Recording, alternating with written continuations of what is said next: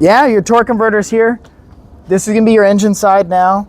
This is gonna be your transmission side. Can you tell? There's a transmission there.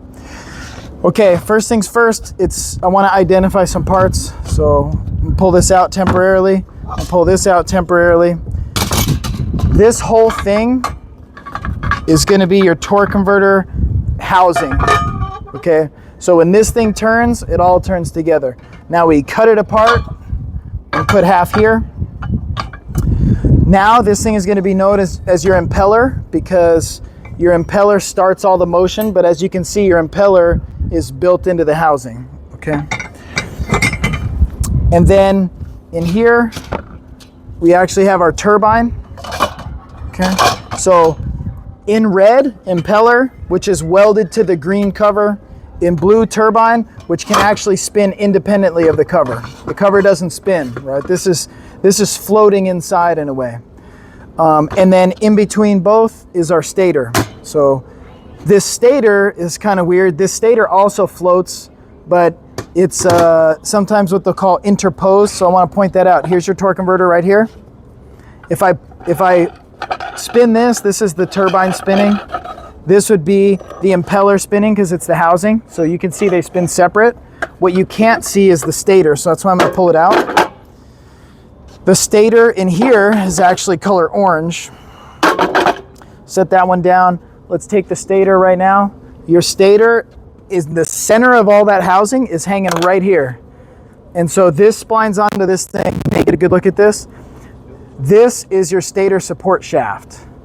That's the reason that we're able to hang that stator in between your turbine and impeller. And it's like, how the heck is it just hanging there? Well, because this stator support shaft is actually built into the pump housing, and that's what holds it there. So you can see as part of the stator, it can freewheel or it can lock. This one's actually backwards. So it can freewheel this way or it can lock this way. So this stator, at least initial tests, are good. All right, now let's go in a little more detail. So I'm going to disassemble something. I'm going to pull this, set it down. I'm going to pull this. There's one more part in here, and this is the torque converter clutch. So it has actual friction material like a clutch right here. When this is applied, it's actually going to become pressed against this housing right here.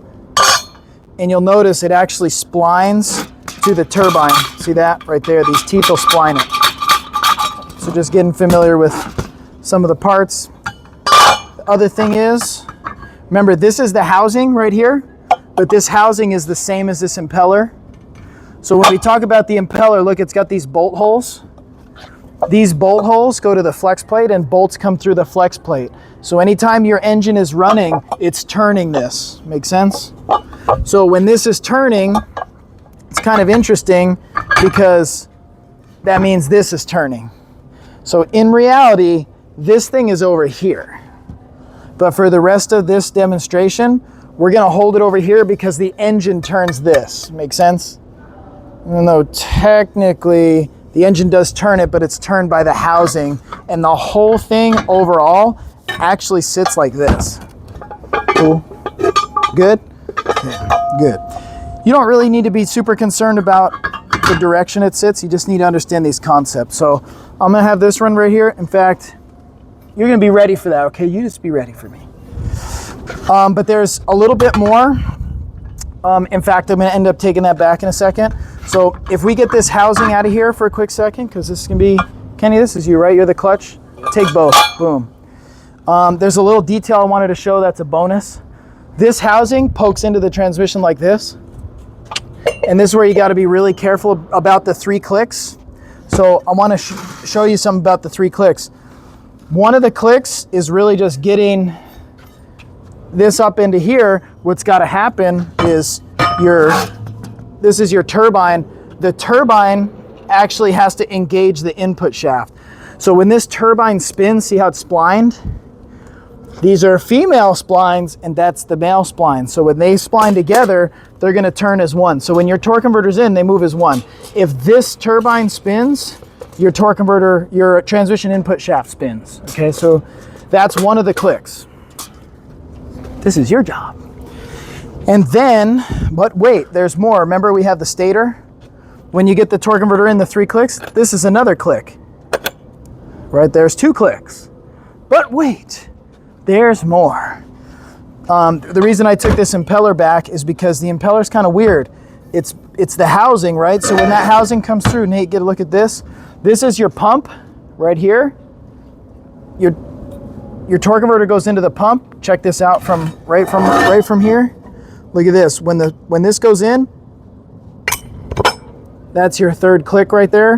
What the 3rd click was, if you saw, I'm gonna pull this pump housing off and I wanna show you. This is the drive gear for your transmission pump.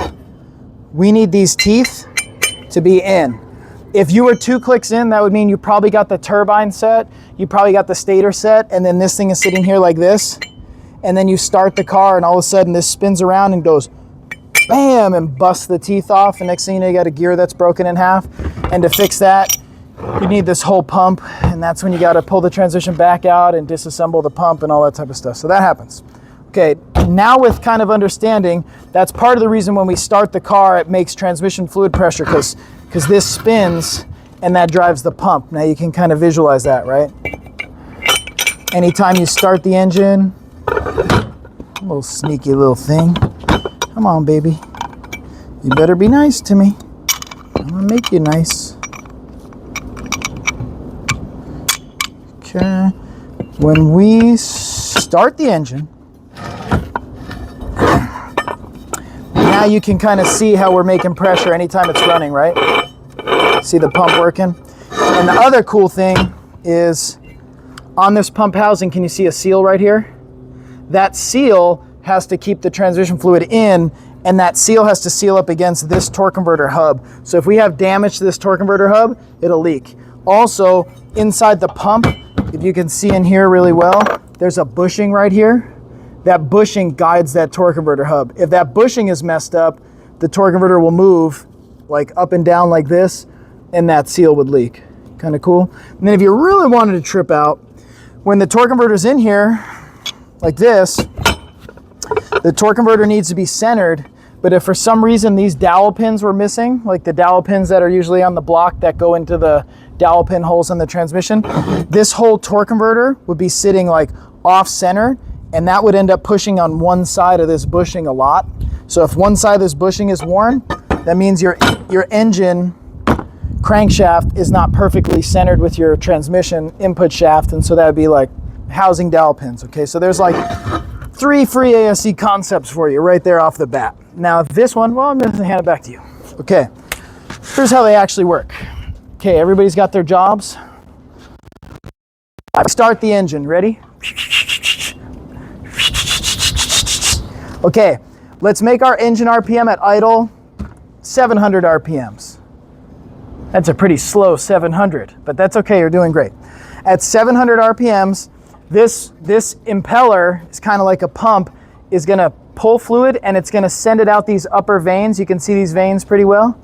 It's gonna send it out the upper veins. That fluid's gonna go right over top of the stator and it's gonna hit this turbine. But you know what, 700 RPMs is not really all that fast, and you just started the car, so it's probably in park.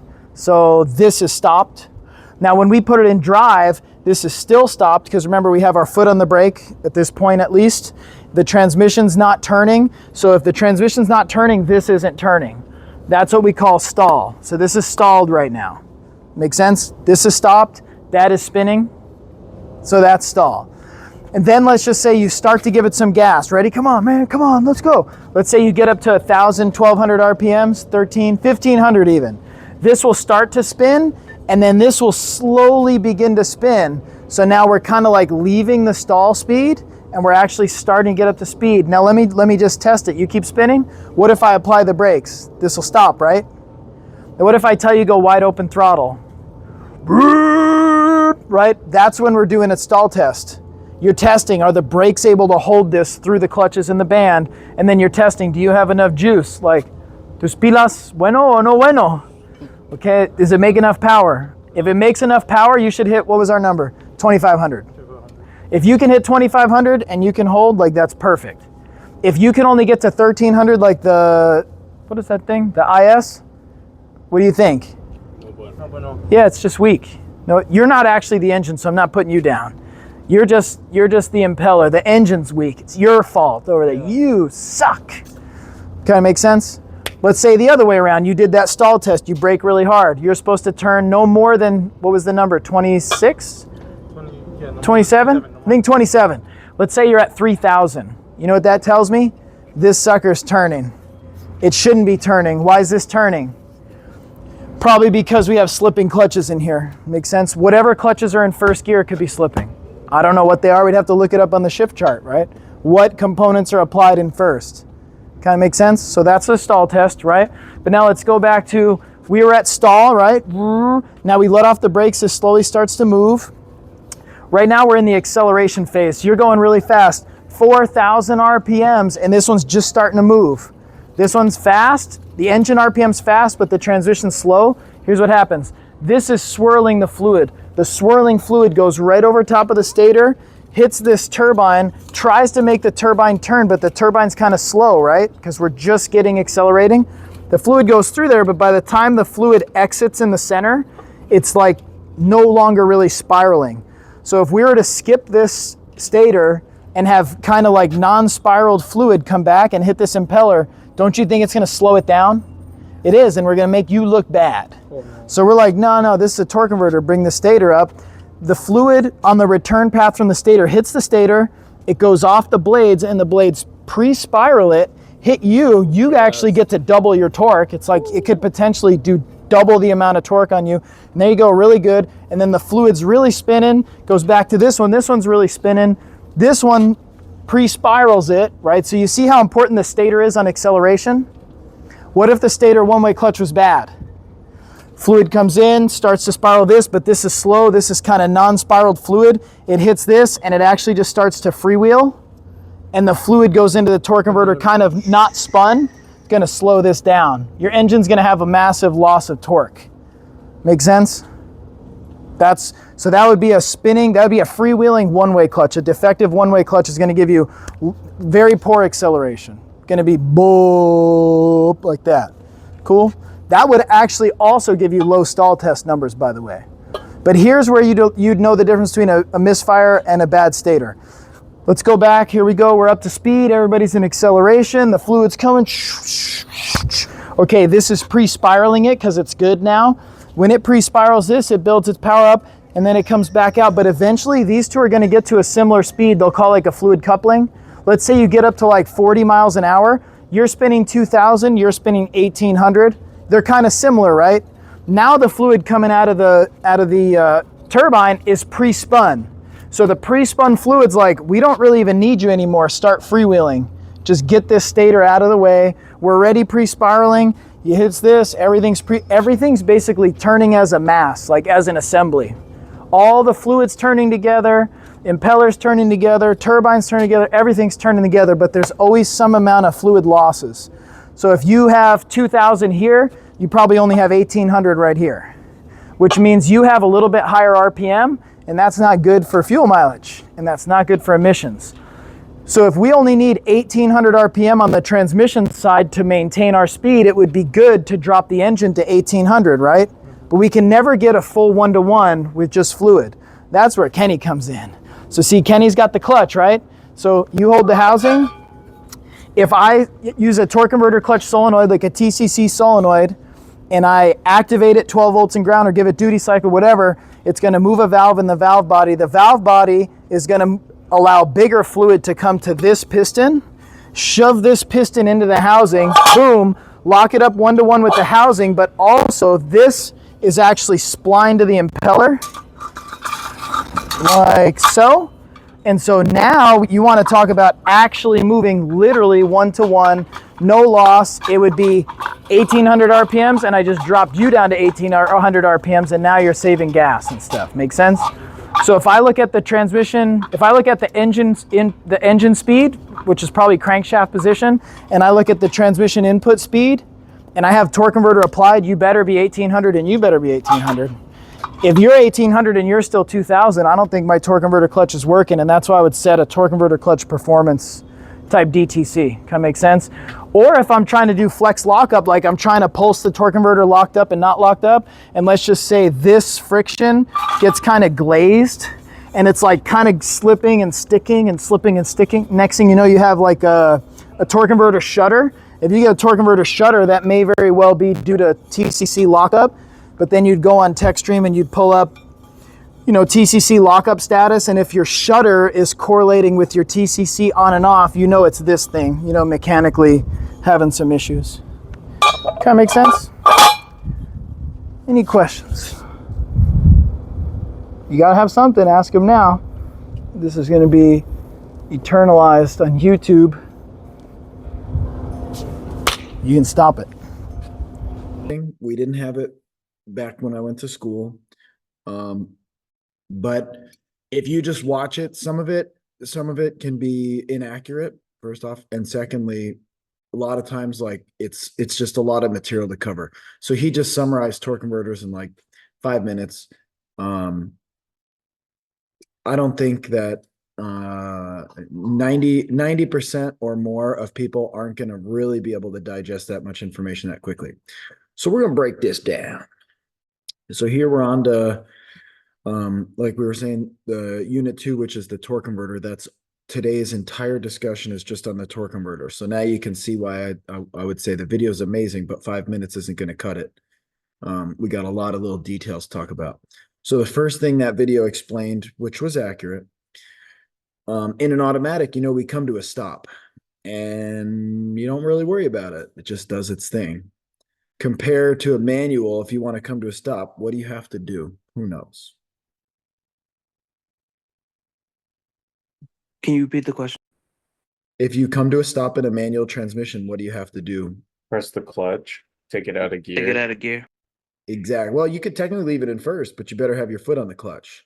So when you push your foot down on the clutch pedal, you're actually disengaging the clutch. Even though it seems like you're engaging it because you put your foot down, the pedal disengages the clutch. That allows the engine to turn at idle, and it totally stops your transmission input shaft, which stops your wheels.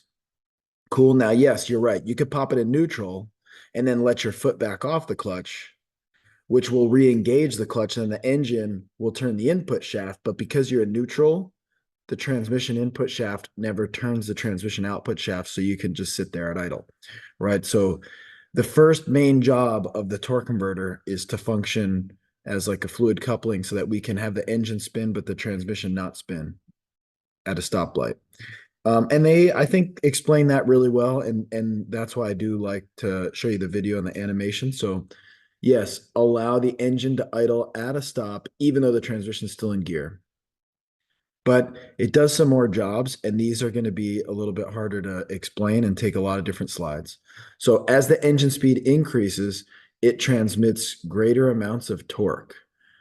Generally pretty tough and robust. And then if we're doing work with the transmission, we're generally going to replace it. Okay, so here's where it lives in case you didn't know. It's right there in the bell housing. I'd like to point out a couple things. It's kind of hard to understand, but this whole torque converter is in a cover, right? It's like the whole housing. You remember our torque converter bolts go right through here. And right here where the mouse is, that's where we'd have our flex plate. Now I could say flywheel, but a flywheel is technically really only for manual transmission. So it's not really a flywheel, it's truly a flex plate. If we've got bolts coming through the flex plate, that means anytime the engine turns, it turns the bolts, and with it, this entire torque converter turns, at least to your eyes. What's really happening is this cover, or the housing, has blades built into it. So these blades over here, that's like the impeller. We call it the impeller. So when we spin the whole housing, we're actually spinning the impeller blades. Those impeller blades are going to spin fluid, and then that fluid is going to be kind of shot across to the other side, and that's going to spin these blades over here, which are the turbine. And I want to give you some perspective here. The turbine is what's actually connected to the transmission input shaft. right? So the housing doesn't even touch the transmission input shaft.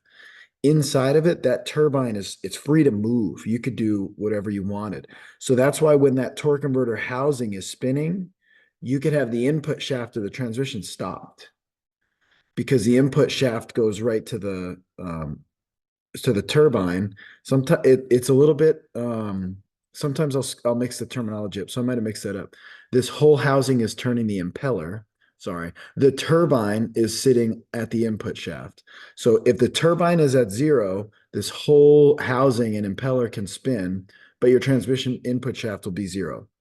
Kind of interesting.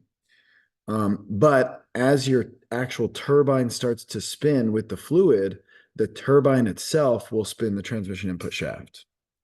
Cool. So that's why it's a little bit hard to understand because it looks to you like the torque converter is spinning. Torque converter may be spinning, but the turbine inside of it is stopped. Right. And then from there, we talked a little bit about what's happened inside the transmission as far as providing a good gear ratio to get that engine to give us the power and torque that we want. All right, but the torque converter itself does a little bit more than that. What I just described is a fluid coupling, right? So if you spin the housing, that's going to spin the impeller, the fluid, and then the fluid is going to try to spin the turbine, but it depends kind of on like the RPM and if your foot's on the brake, right? But to make it a true torque converter, we had to add that stator in the middle. The video called it the reactor. So we're going to call it the stator. The purpose of the stator is really just to increase your torque. And that's a pretty good way of putting it in how they did in the video. It basically pre-swirls the fluid, and the more it pre-swirls it, it makes the housing spin easier. So the housing being the impeller. If it pre-swirls the fluid, it makes the impeller's job easier, and the impeller is the thing that the engine has to turn. So that basically the engine's like, hey, this isn't that hard. That's why it's a torque converter. It's literally multiplying torque by use of that stator. Okay, so we'll cover each of those individually too. Then I have one more thing. All what we're talking about, how we spin the housing. And when we spin the housing, right, that's the impeller. But then that's going to try to spin the turbine, but we're using fluid, and the fluid has a little bit of friction, and the fluid molecules are bouncing off of each other. And so some of that energy is being wasted as heat. A lot of it's being wasted as heat.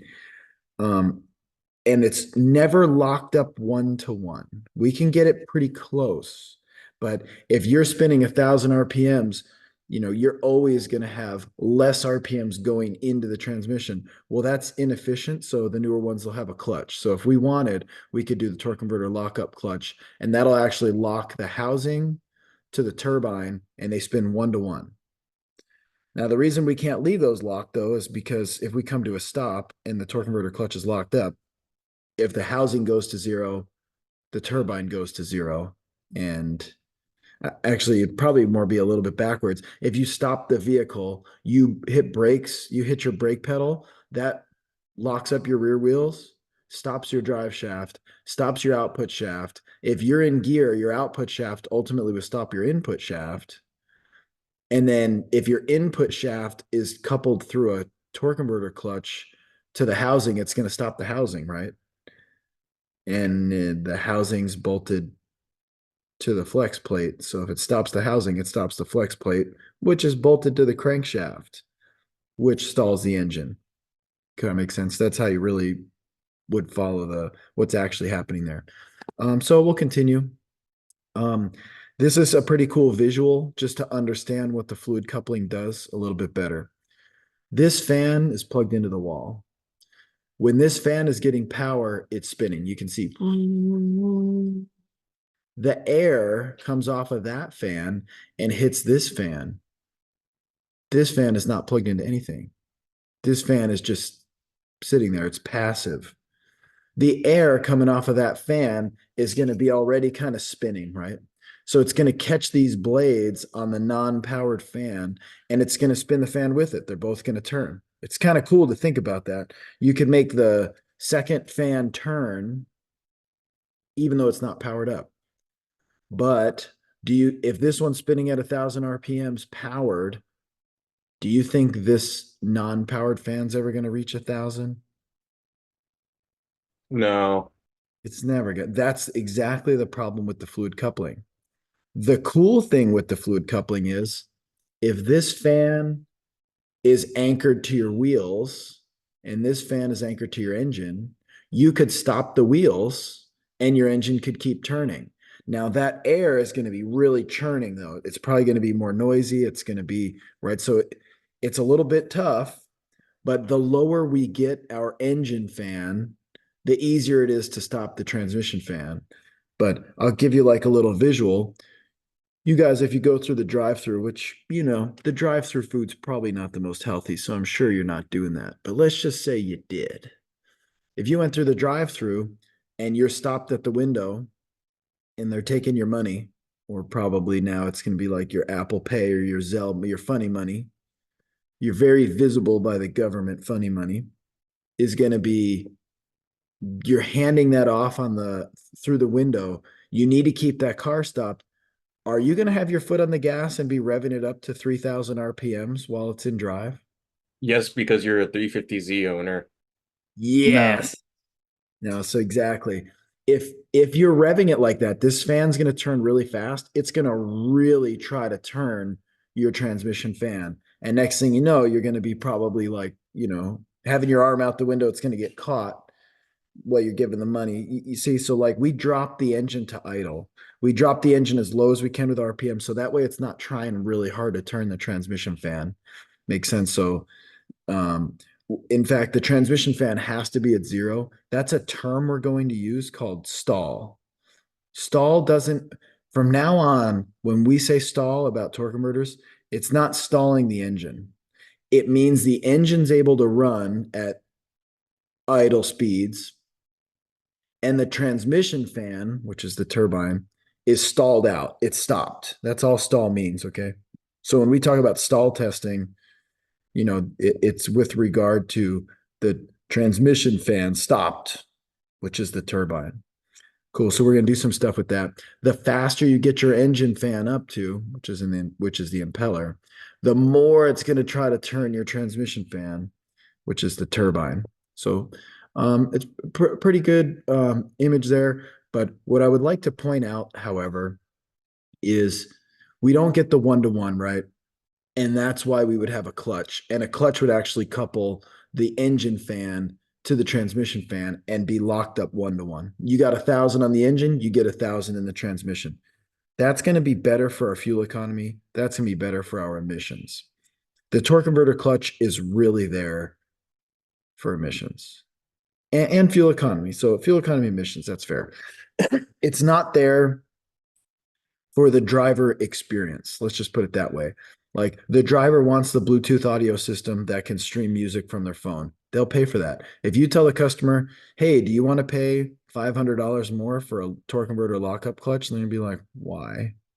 And you say, well, it's going to give you a 1-to-1 ratio between the engine and transmission. And I say, I don't care. Give me the Bluetooth. I want the Bluetooth. Right. So considering that. And then as we get in more, here's some of the parts. Recall the impeller is basically your engine fan. The impeller is actually built into the housing. And that's why this silver ring right here, that's the housing, but the housing has been cut in half. So that impeller right there, anytime the engine's turning, the engine's bolted to the housing, that sucker's turning. Okay, and then that's going to throw the fluid, and the fluid, let's say in this case, is going to go through the stator. We'll come back to that. And then it's going to hit this turbine, and this turbine is actually totally freestanding. If you cut a torque converter in half, you could take the turbine out. You could play frisbee with it. It's heavy though. But if you notice, that turbine right in the middle has got this little splined looking receptacle, if you will. That actually goes literally onto the transmission input shaft right there. So if you want to turn the transmission input shaft, you got to get this turbine to spin. How do we get the turbine to spin? We spin up this impeller and the fluid spins, and that spinning fluid makes the turbine spin. That's kind of like what we were talking about here, right?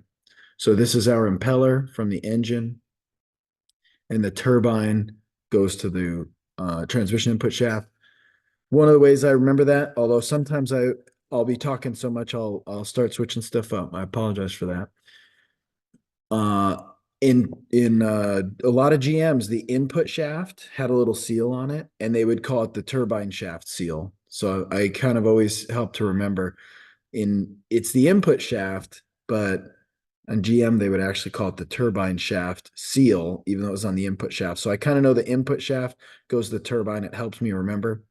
And this may be slightly offensive, but I'm gonna put it out there anyway, because my goal is more to help you remember stuff that you have to remember, that's gonna help you earn the income to put the food on your table. So if it comes a little bit offense, I'm sorry, but not sorry enough to not make you remember this.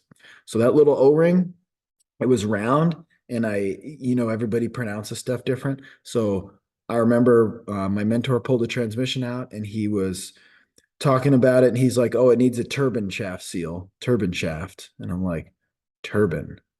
I'm thinking like a turban, I think is you wear a turban, right? So I remembered like a turban. I kept picturing a turban. And then when we got it all apart and pulled the torque converter out, then that's when he said, "That's the turbine shaft seal." And I was like, "Oh, the turbine." So I'm going to pronounce it turbine. He pronounced it turbine. And I remember it was this little ring. So somehow I remember the turbine spins the input shaft because it's got the little O-ring. So it's just a particularly memorable moment for me when he said turbine, and I was definitely picturing something else when we were going to pull that transmission. What the heck is a turbine doing in there? All right, cool. So remember that. No offense to anyone who wears a turban, which is different than a turbine. Cool. And then let's discuss a little bit more about the stator. And by the way, we're going to describe these 3 times in 3 different ways because it's a little hard to grasp for people based on my experience. So the stator's job, as you will recall from the video, is it basically pre-swirls the swirling fluid. So if you were to just have the simple fluid coupling, that would look like this, right? This fluid coming off of here would be spinning, and then it would hit this fluid. But kind of the way that I picture it is like, if let's say this fluid's leaving and spinning clockwise, and it's gonna hit this fan. By the time it gets there, it would be even better if we could have this fluid come out. It's already spinning kind of clockwise, but if we could re-angle it to spin even more clockwise, that's going to make the job even easier for this fan. So overall, if we basically take the spinning fluid and pre-spin it extra, that's going to make it even easier to put energy into that. The other way that I've explained it, which is physically maybe not totally accurate, but if you picture it the way that I describe it, you'll be able to answer any questions and you'll be able to really understand it. You see that let's make it wind now, not fluid. This fan is making a lot of wind, right? And the wind is coming and it's spinning this fan. But by the time this fan gets up to almost the same speed, it's going to be sending that fluid back, and it's going to kind of start to fight that fan, right? So this one's making a lot of wind, throwing it from the engine to the transmission. The transmission one's going to get up to so much speed, it's going to actually start throwing the wind back to the engine and not really helping to speed it up. It might actually slow it down, right? It'd be easier if this one was like just out of the way. This one could run at full speed. So kind of what really happens is if the air comes off the engine fan, it makes the transmission fan spin. And then on the way back, rather than letting the transmission wind slow the engine wind down, that's where we put the stator. And it basically takes that wind, turns it at about a 90, and it hits the very edges of those fan blades. And it actually almost like super spins the engine fan. That's the job of the stator. The stator takes that transmission wind and then angles it down, and it hits the engine fan. So do you see how that would make the engine fan turn faster, or at least turn easier? Kind of makes sense. So That's the purpose of the stator, is to really redirect that fluid flow to make the engine impeller turn even easier. And that's how it causes a torque increase. And it could double the torque actually. So it's a really cool design. But one of the things that was in the video that's hard to understand is, like what I was saying, at some point, this fan is going to get going so fast that the angle of that fluid is going to start to go in a way where the stator is kind of like no longer helping it, right? So like when you're trying to do the torque multiplication, the stator is going to basically re-angle it and like supercharge your engine fan.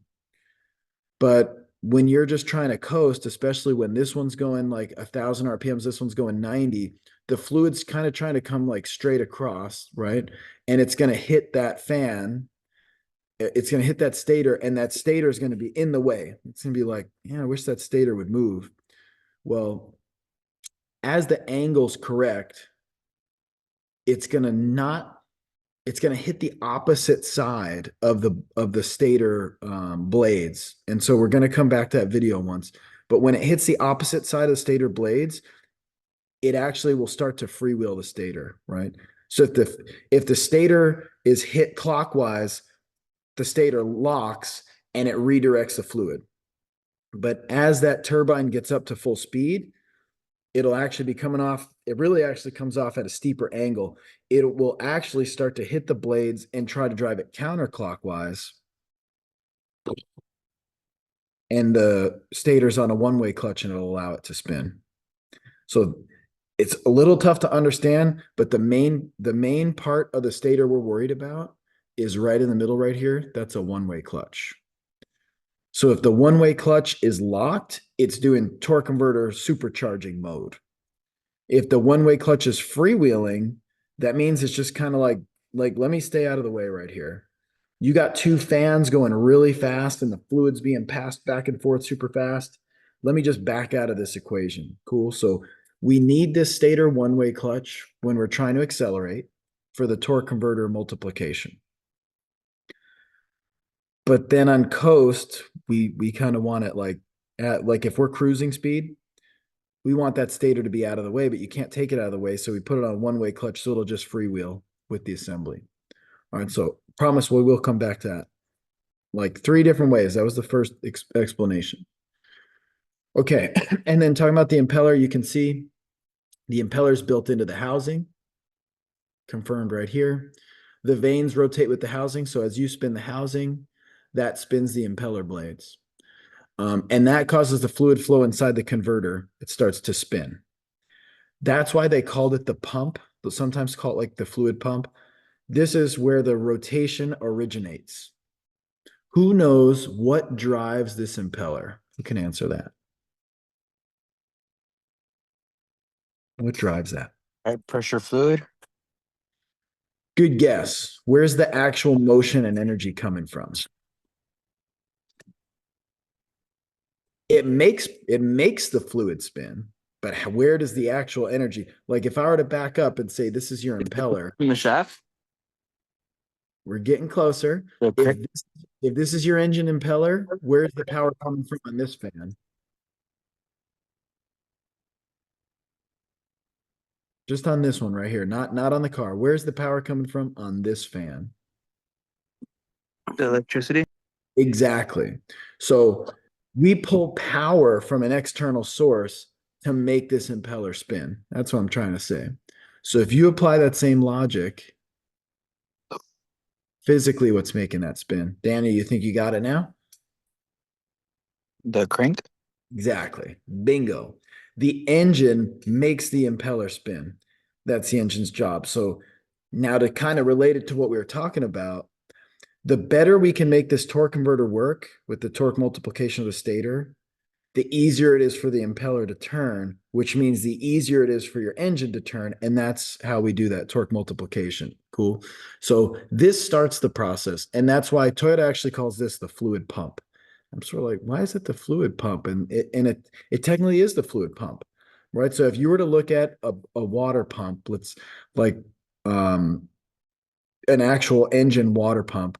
The engine water pump well, a lot of times they will call it the impeller. So if they call it the impeller, that's accurate. The impeller takes power from a source and it pumps the water, the coolant. Takes power from a source, which is the pulley, which is driven by the belt, which comes from the crankshaft, right? So it is a pump. It's a fluid pump. If you wanted to make this, like I could kind of geek out on this, but when I drilled my well, I was so excited. I learned all about pumps and motors and stuff.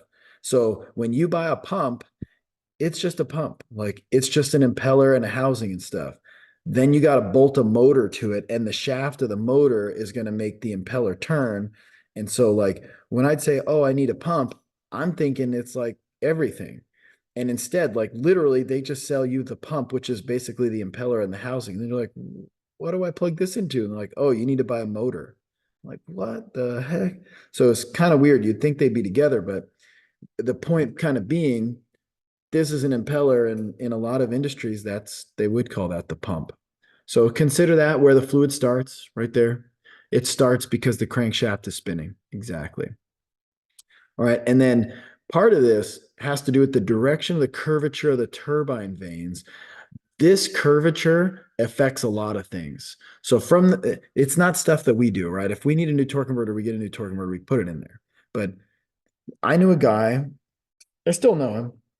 He was a Toyota corporate trainer, and what his side business was building different stall converters. So if you want a stall converter that's going to really try to launch at fairly low RPMs from the factory, that's good for like daily drivability. But if you want like a fast race car, you want a stall converter that's going to be like 3,000 RPMs. The rear wheels aren't really going to try to turn until 3,000 RPMs. You don't want that in a daily driver. It's going to be loud. It's going to be obnoxious. At the red lights, you're going to have to be like, "Ring," before it starts going. But the positive is you're going to get a lot more torque multiplication from that.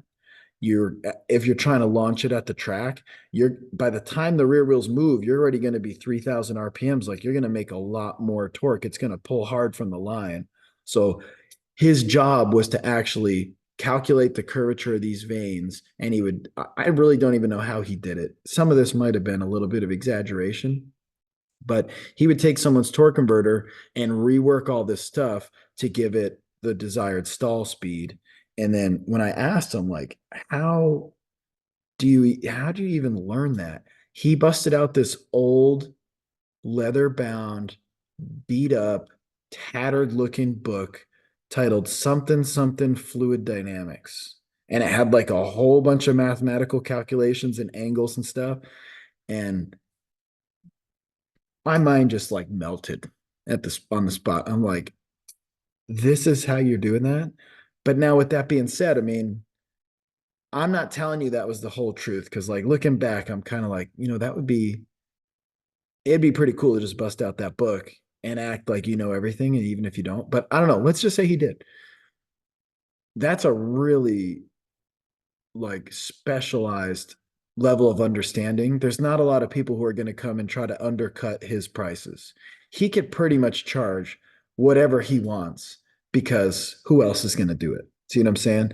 And if somebody else were try to come up and do it, it seems like it's going to be really hard to learn that, and he's probably not going to help him learn it, right? So that one just blew my mind. So when you're looking at the curvature of these blades, that's all going to affect how the vehicle takes off the line at what RPM and these types of things. Beyond that, I'm going to tell you, I'm out of bandwidth at that. I don't really know nearly what he started rattling off. Okay, so continuing, we got the turbine. Remember, the turbine gets turned by the impeller. So the turbine is like receiving the spun fluid, and basically as a result, right here, this splines up into the input shaft. So and the blades are different, right? They're opposite. So if you spin the impeller, which spins the fluid, it's going to catch the turbine and make the turbine spin. So when you're in the drive-through and you got your foot on the brake, the turbine is stopped. That's stall. Cool. How do you get it to go? Well, if you let off the brakes, it's going to take any of the drag off this turbine and it might start to slowly creep, but it might or it might not. You know, it actually kind of depends on your engine RPM. So if you're at like regular full warm up, low idle, 650 RPMs, and you let your foot off the brake, the vehicle may or may not move. It might kind of creep, but it might stay basically still. That's probably going to be normal. That's because you just don't have that much spinning fluid. It's not spinning that fast coming off of the impeller, and it's not really trying to make this turbine spin. But let's just say the car was kind of cold. The car's cold, your idle's higher. The fluid's cold. The fluid's thicker. Your impeller spinning might actually make this turbine spin kind of quickly. And that's why when the car's cold, you take your foot off the brake and the car goes quite a bit faster. Cool, because this ultimately drives the transmission. If this is spinning, your transmission's trying to move. If this is not really trying to spin because your idle's low, yeah, you can let off the brakes in drive and it won't really move. Cool. But again, that also depends on the curvature of the blades. So with that high stall torque converter, whatever the homeboy does with his old leather bound book, he will, figure out the angle of these blades to make it so the impeller doesn't really try to turn the turbine until like 3,000 RPMs. Something with the angle and the curvature, as much as I can say. Okay, for real.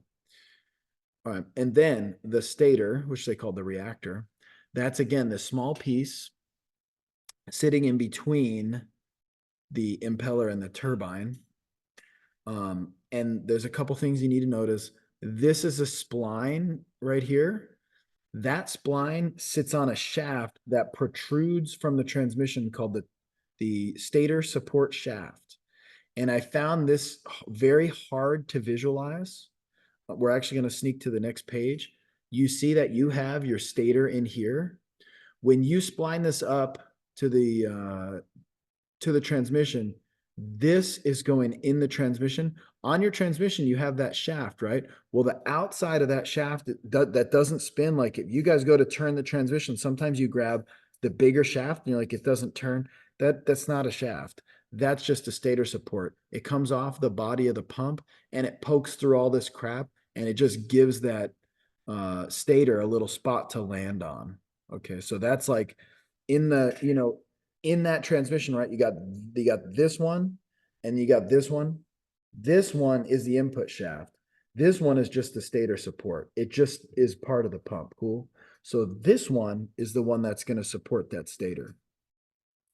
Okay, so as we back up to that, this center part is supported on that stator support shaft, but then there's a one-way clutch. And then the outside of the one-way clutch actually goes to the stator blades.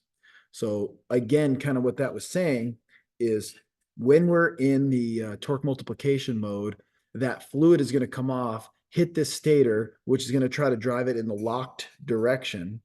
And it's going to say, you ain't moving me. I got a strong sprag or one-way clutch, roller clutch, kind of similar to what's in the transmission. I got a strong, well-functioning one-way clutch. I'm not moving. Fluid, you move at 90 degrees and supercharge up that impeller. So that gives the torque multiplication. Make sense? We need that, by the way. If it were to not do that and you were to try to drive that car and hit the gas, it'd be like, it would have like no power because we need that stator to redirect the fluid to give the torque multiplication for that engine, to really make full power. Cool. Now, when we get up to higher speed, remember, it's going to hit a different side of these blades and it's going to actually drive it reverse counterclockwise and it's going to spin it freely. So that way it steps out of the way. Because at really high speeds with a lot of fluid flow, can you imagine trying to ram all that fluid through these blades? They're kind of tight. Like we don't really want to try to send it through there. So especially when it's stopped. So instead the fluid will hit the backsides and it'll actually just free spin this thing. It's not totally out of the way, but it's acting like it's kind of less in the way. Cool. And so to show it from the side, here we've got, this is the engine side in this case, right? So you can tell because there's the holes where you bolt your flex plate bolts to the torque converter. That's going to spin this housing. This housing does not spin the blue thing. It spins the orange thing. The orange thing is the impeller. So it's kind of weird. It's rotating like this, and this impeller is spinning the fluid, which is getting torque multiplied through the one-way clutch, through the stator, because the one-way clutch is holding. And then that makes the turbine spin. And the turbine has this runner hub, which is what is accepted. The input shaft sits in there. So remember, we pulled the torque converter out and we were saying there needs to be like 3 clicks. One of the clicks is the stator support shaft. One of the clicks is the actual input shaft being splined into the turbine runner hub. So that's a click and that's a click. The last click, which is not well shown, is out here on the torque converter hub. That has those slots. That's actually the torque converter body sliding into the front pump drive gear for the transmission fluid pump. Okay, those are the 3 clicks. Now you're really able to see this nice torque converter. Just remember, this blue thing is not bolted. It's not welded to the wall. It's not any of those things. It'll actually just free spin. So it's kind of hard to really visualize it. We're going to watch that video one more time, by the way. All right, so let's talk about the operation. Engine starts. Transmission fluid pump rapidly fills and pressurizes the converter. So that literally means your transmission front pump, it starts sucking fluid out of the sump and it fills the torque converter. That torque converter tends to kind of drain back. Fun tip, that's why the engine needs to be running when you check the ATF. If you check the transmission fluid with the engine off, it's going to be way up the dipstick or way up.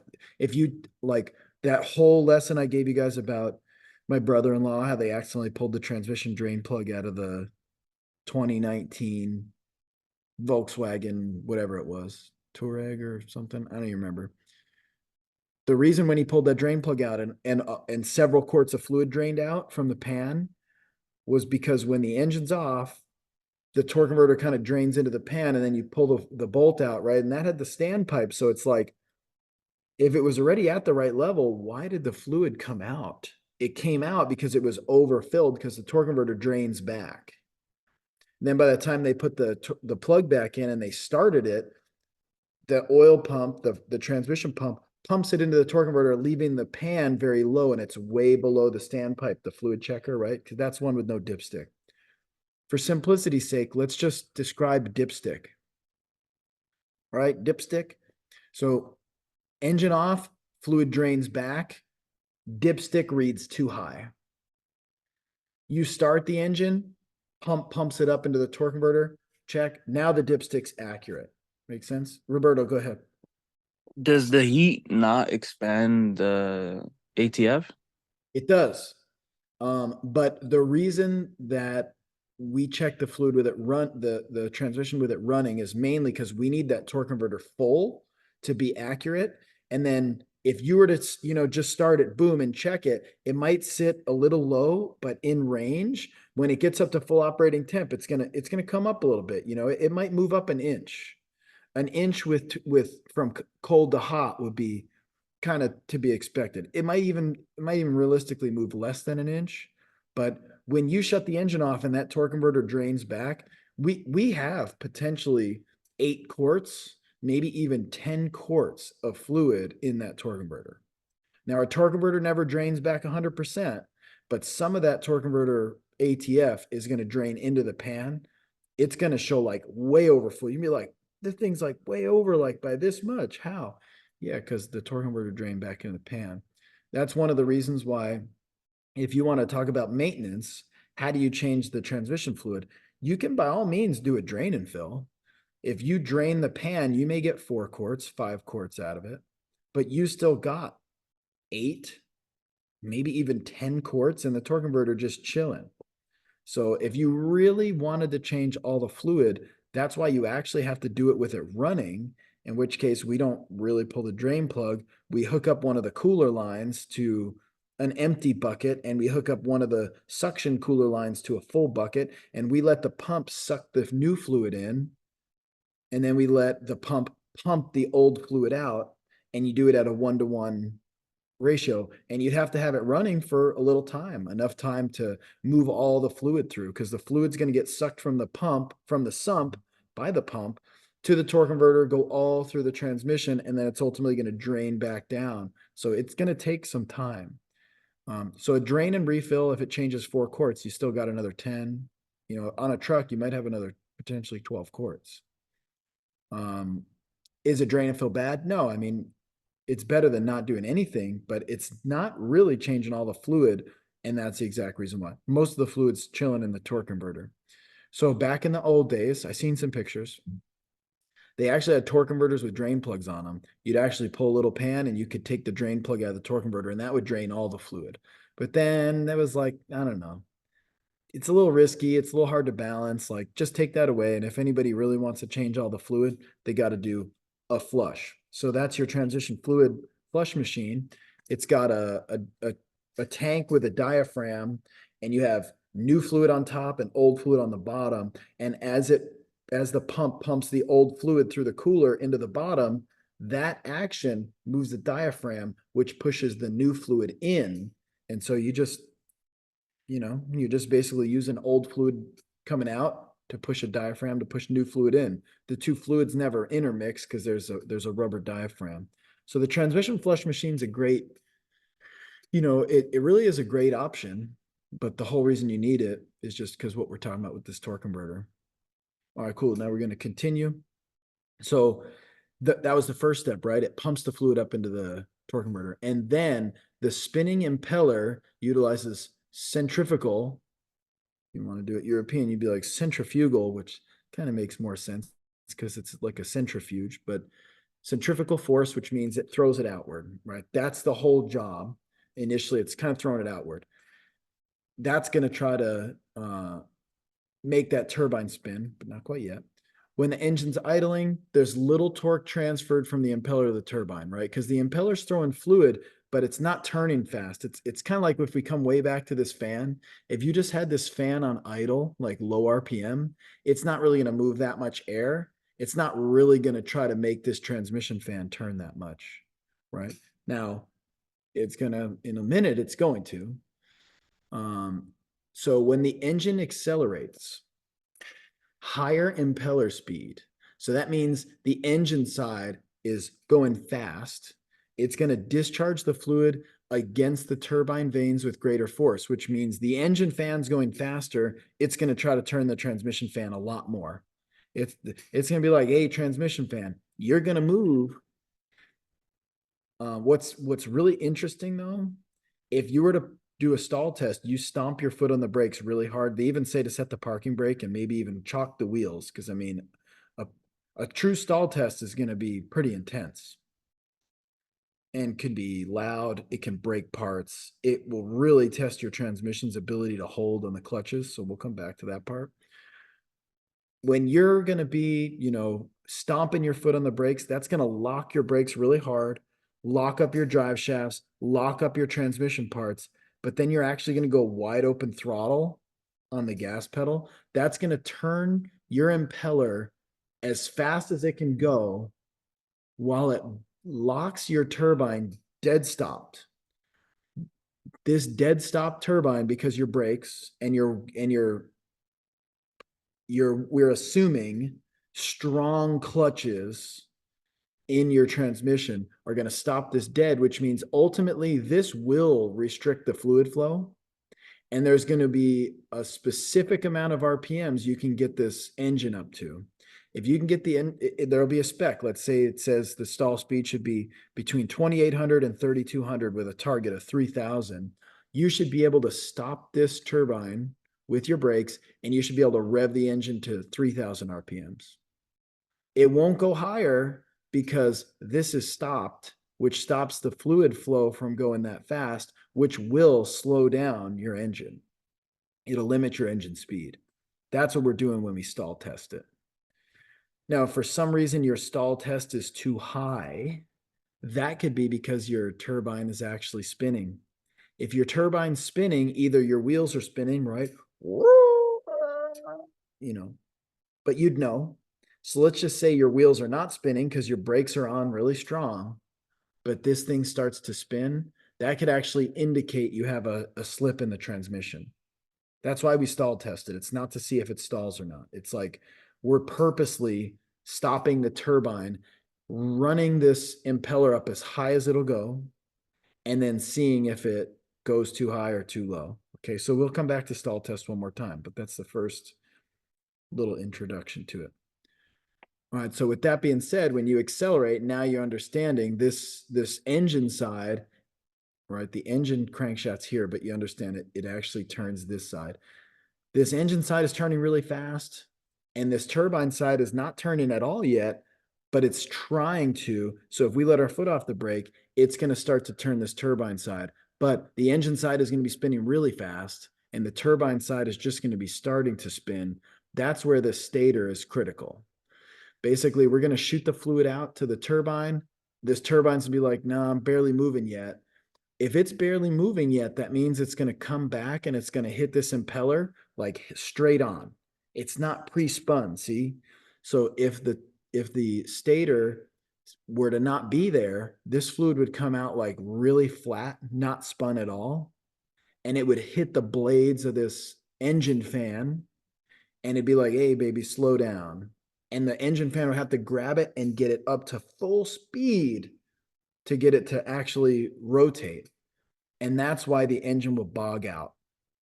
Remember, if I said we had a stator that one-way clutch failed, that's why the engine would bog. It'd be like, whoa, because the fluid would be spinning really fast, hit this turbine, which would basically slow it way down. It'd come out really flat, and the stator would, or the impeller would have to be like, oh, you're coming out really not even pre-spun. Let me pull you from slow all the way to fast. That's a lot of work. So then we put we add that that stator with a well-functioning one-way clutch. The impeller spins the fluid hits the turbine. The turbine doesn't really move that much yet, but when it leaves the turbine, it hits the stator, and the stator basically pre-spins it upwards. Boom, it pre-spins it, and that turbine's like, oh yeah, I like this.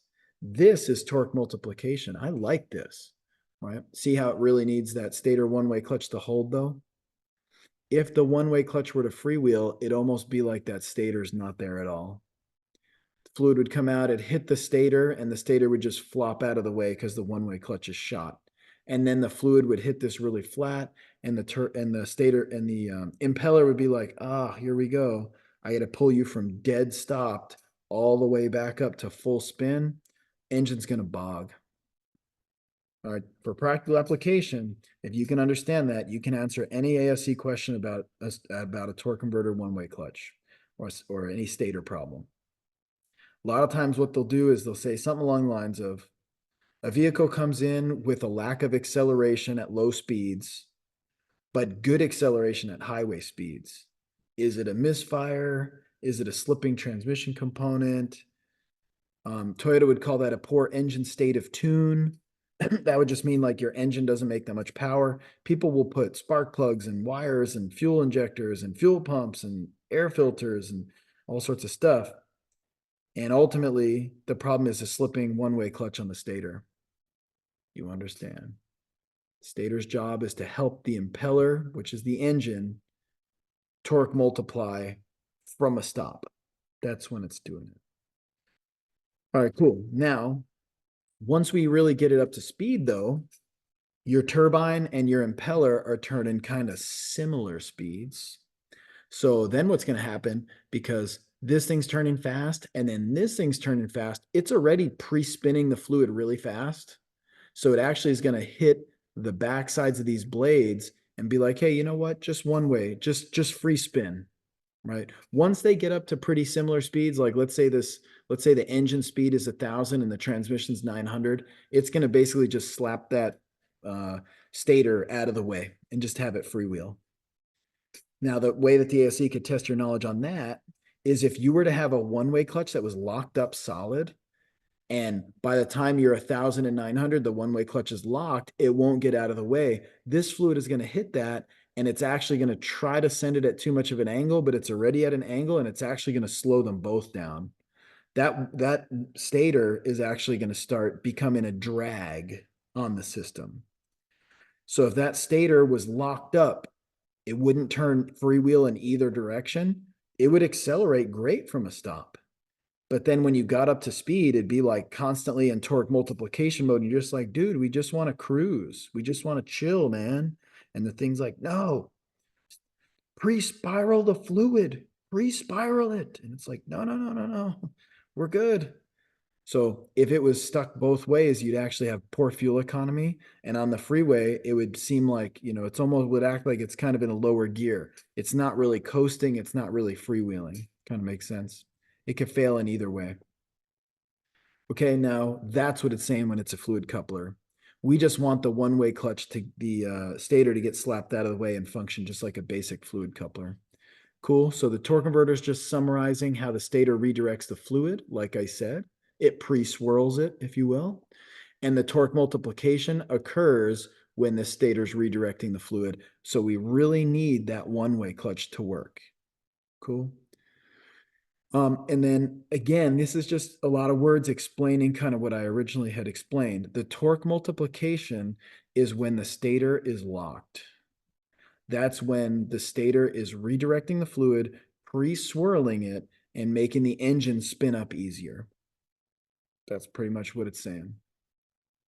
All right. And that's why it's a torque multiplication. It's making the engine spin easier because it's multiplying the torque through the stator, which redirects. Cool. And then stall as a summary. As we have the turbine, actually, I think I'm gonna hold off on stall and show that in a video. But the coupling point, that's when the fluid the turbine and impeller are similar. So it's really just like basically the turbine and impeller should really be 1-to-1, but they're similar. So we'd call that fluid coupling, where the turbine is basically caught up, right? Your impeller was fast and your turbine was slow, but now your turbine is caught up to your impeller and they're kind of spinning together. But remember, there's always going to be a little bit of loss, right? So the coupling point is good, but if we want 1-to-1, that's when we need to apply that torque converter clutch. And that's going to literally lock your engine to your transmission. There's going to be no more slip. So your impeller is going to be locked to your turbine. Click, done. That's the step after coupling point. There's one more video we're going to watch for that, okay? So as a second follow-up, this is your pump impeller. See, Toyota calls it a pump. This is turned by the engine, right? This starts to spin the fluid. It sends the fluid in being swirled or spun. Cool.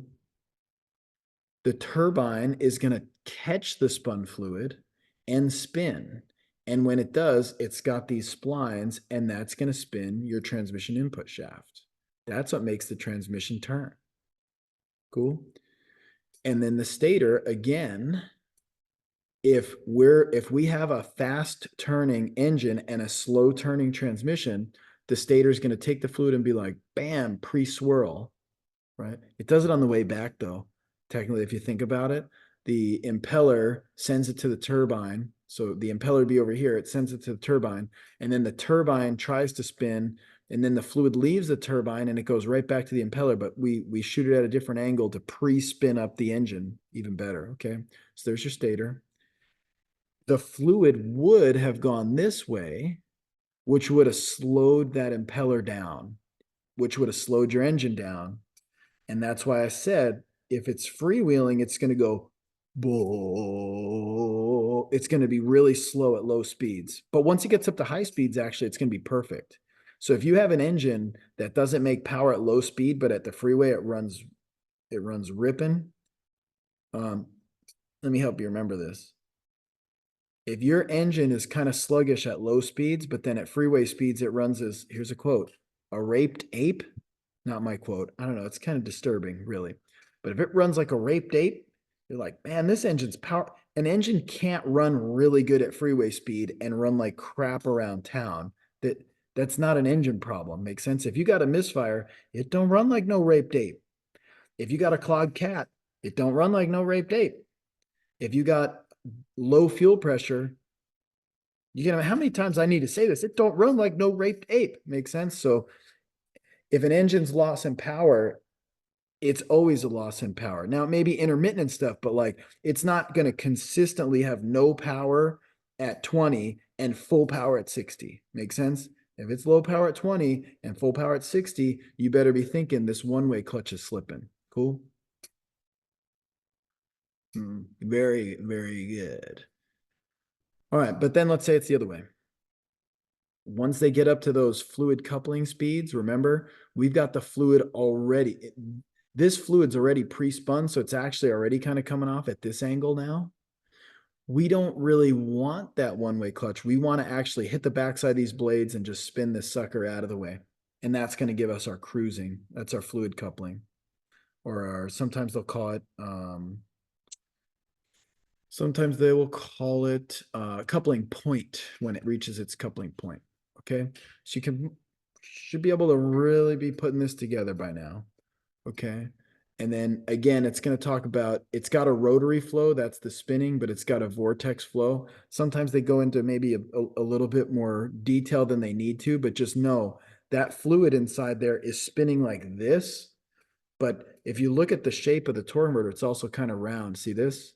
So it's also got to spin like that because it's recirculating the fluid around and round. It doesn't, there's not a constant, you know, feed of a whole bunch of gallons per minute of fluid.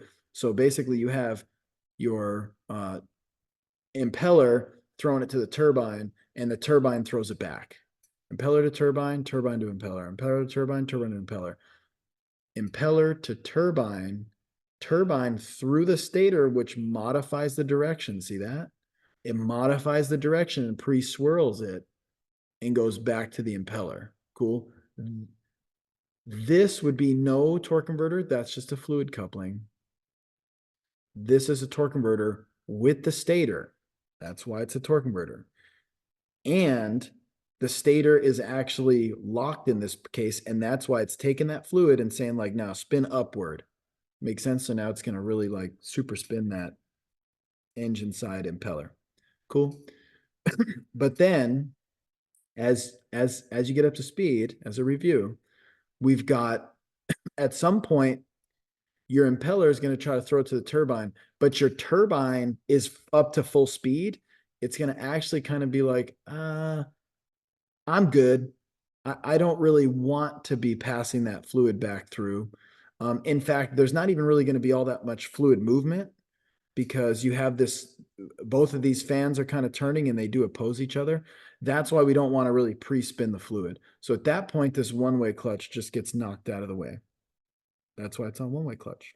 Cool. So this just summarizes. Yes, you have the fluid spinning like this around with the with engine speed, but you also have it doing little circles inside because the shape of the torque converter, because we have to pass it back and forth. Cool. And then right here, stalled torque converter and coupling point, I want to pause, but would be pretty good.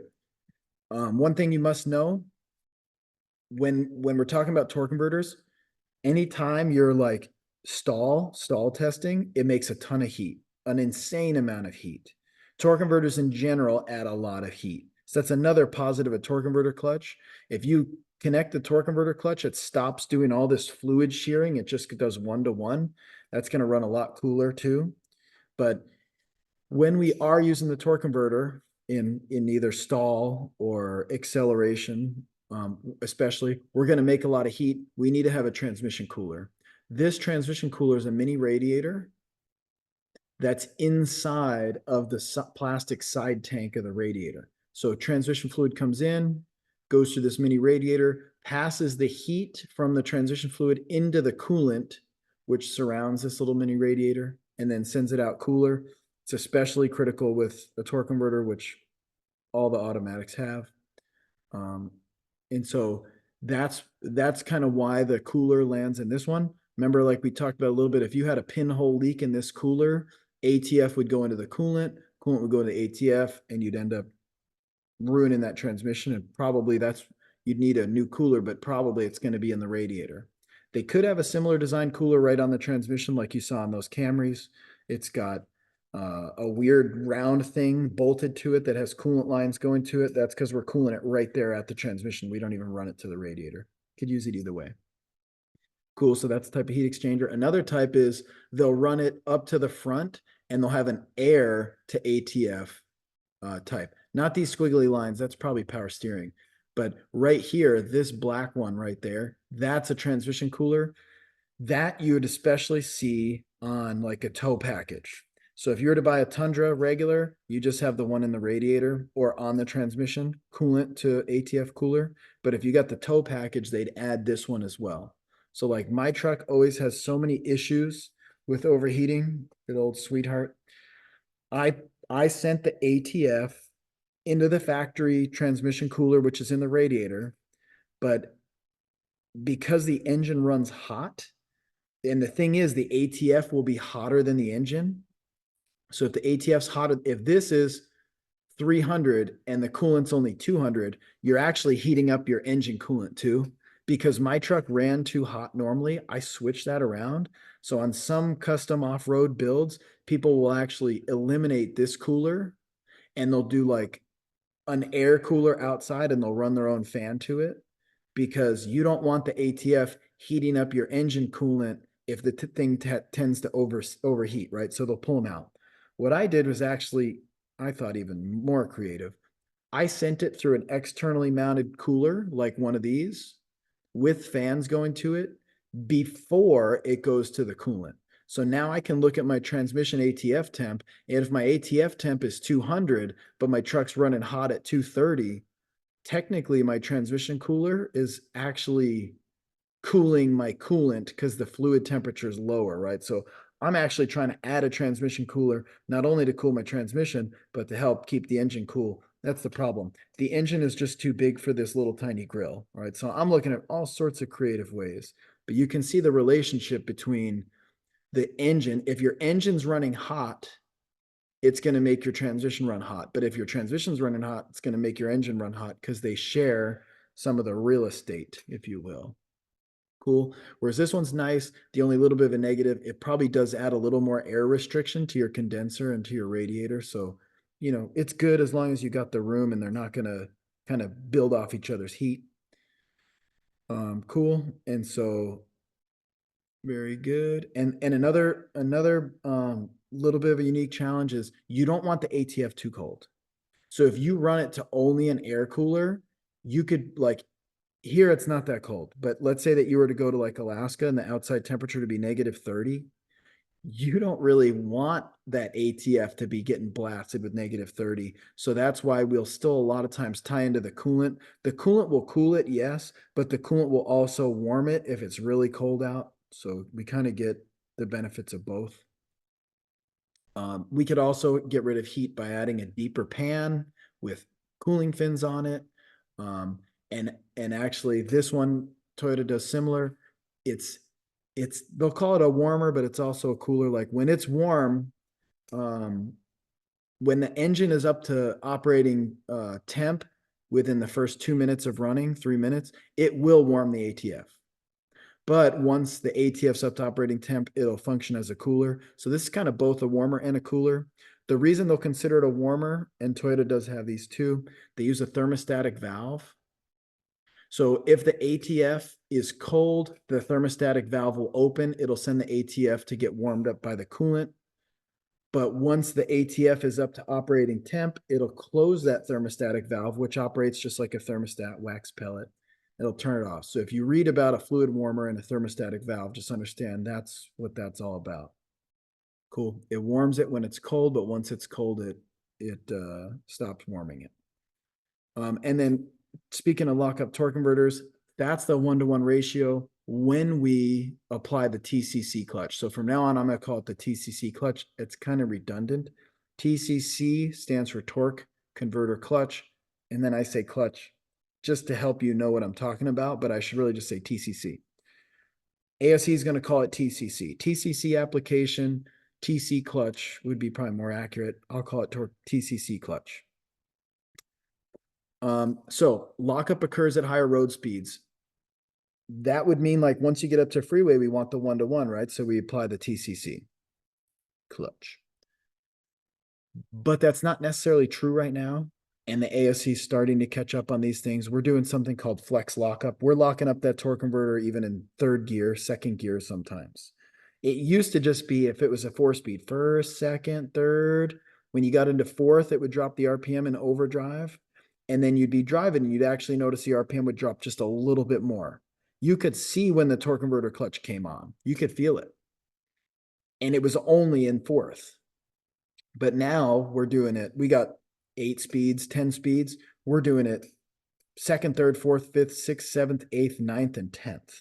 We're applying the crap out of that torque converter clutch. Okay, so we'll continue. We put a big piston inside. The friction materials bonded to it, and hydraulic application pushes the piston and locks it up. Here's how that looks.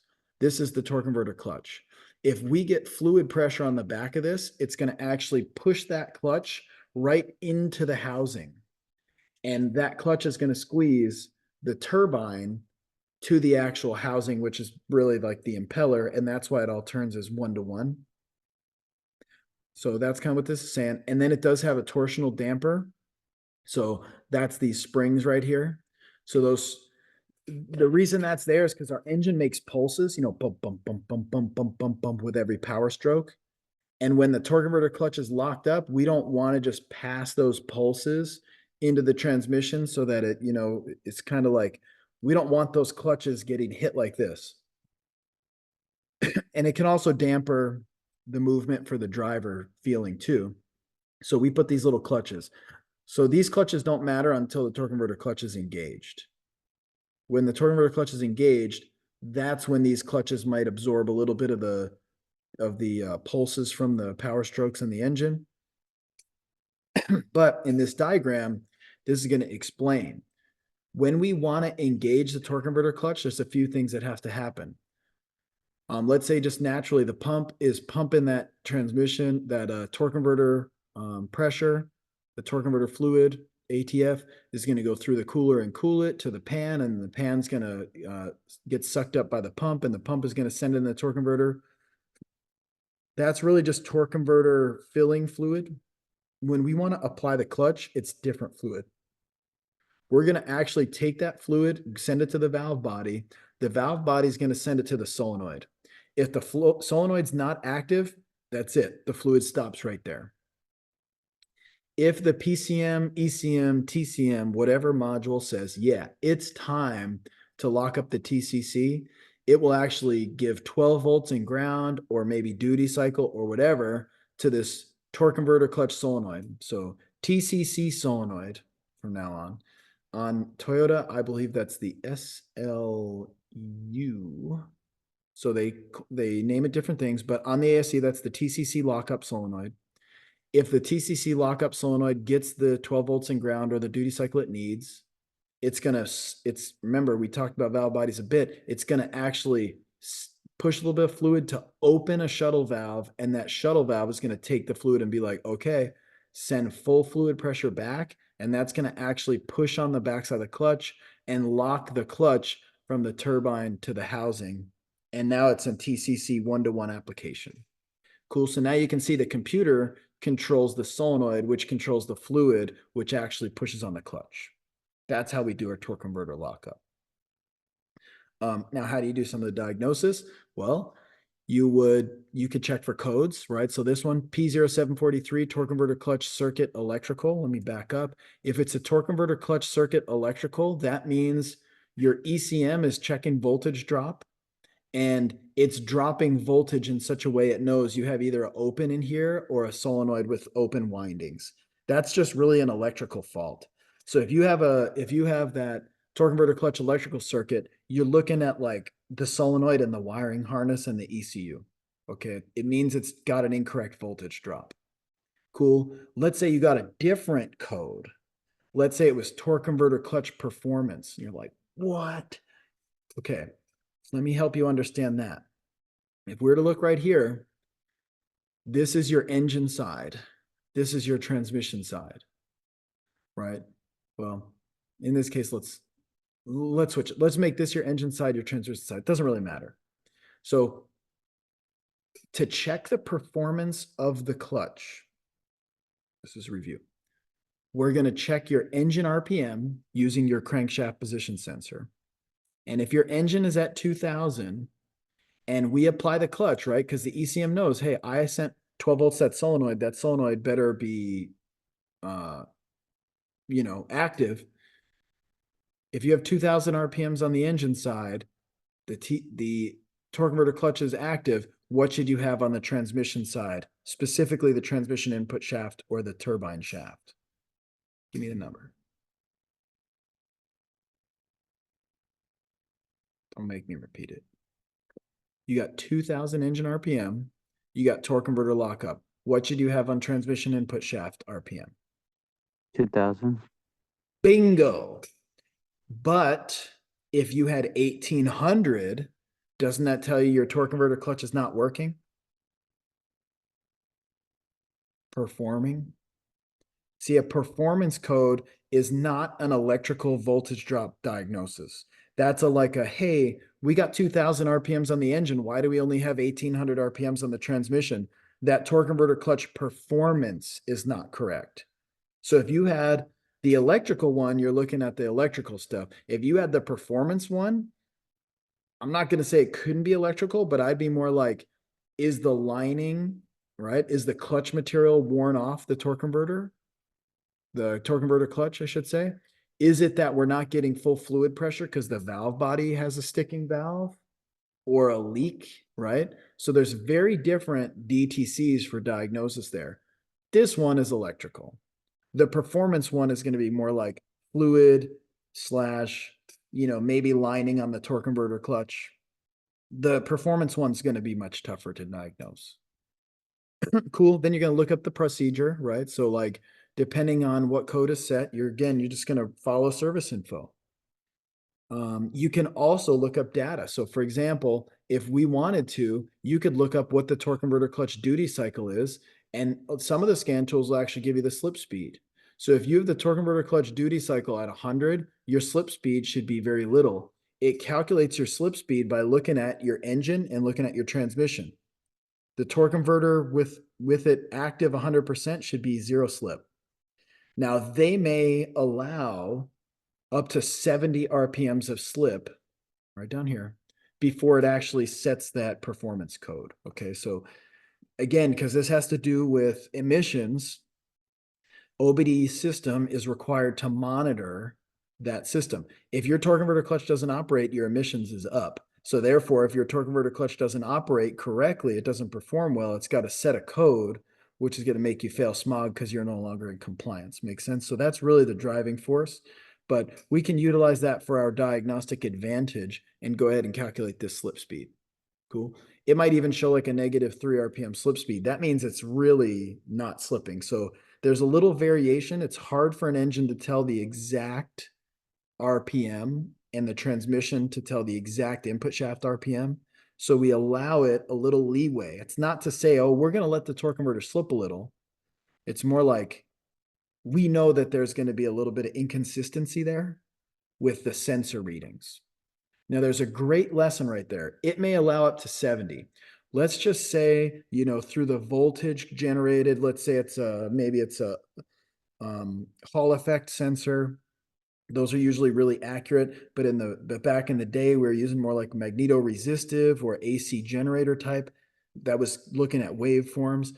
There's a little variation there. Okay, so let's just say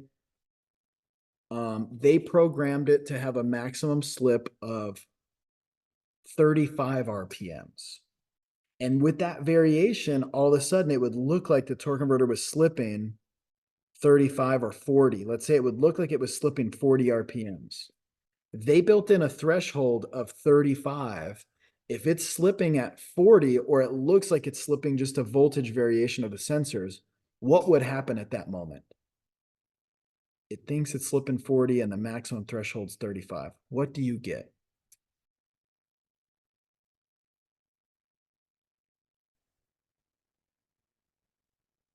Come on, give it to me. You're going to get a code, right? But it's going to be for performance. Now, is the torque converter actually slipping in this case? Why is it having the 40 RPMs of variation? I explained it to you. Tell it back to me. Why do we have 40 RPMs of RPM variation? It's just the way the sensors work. They're not exact.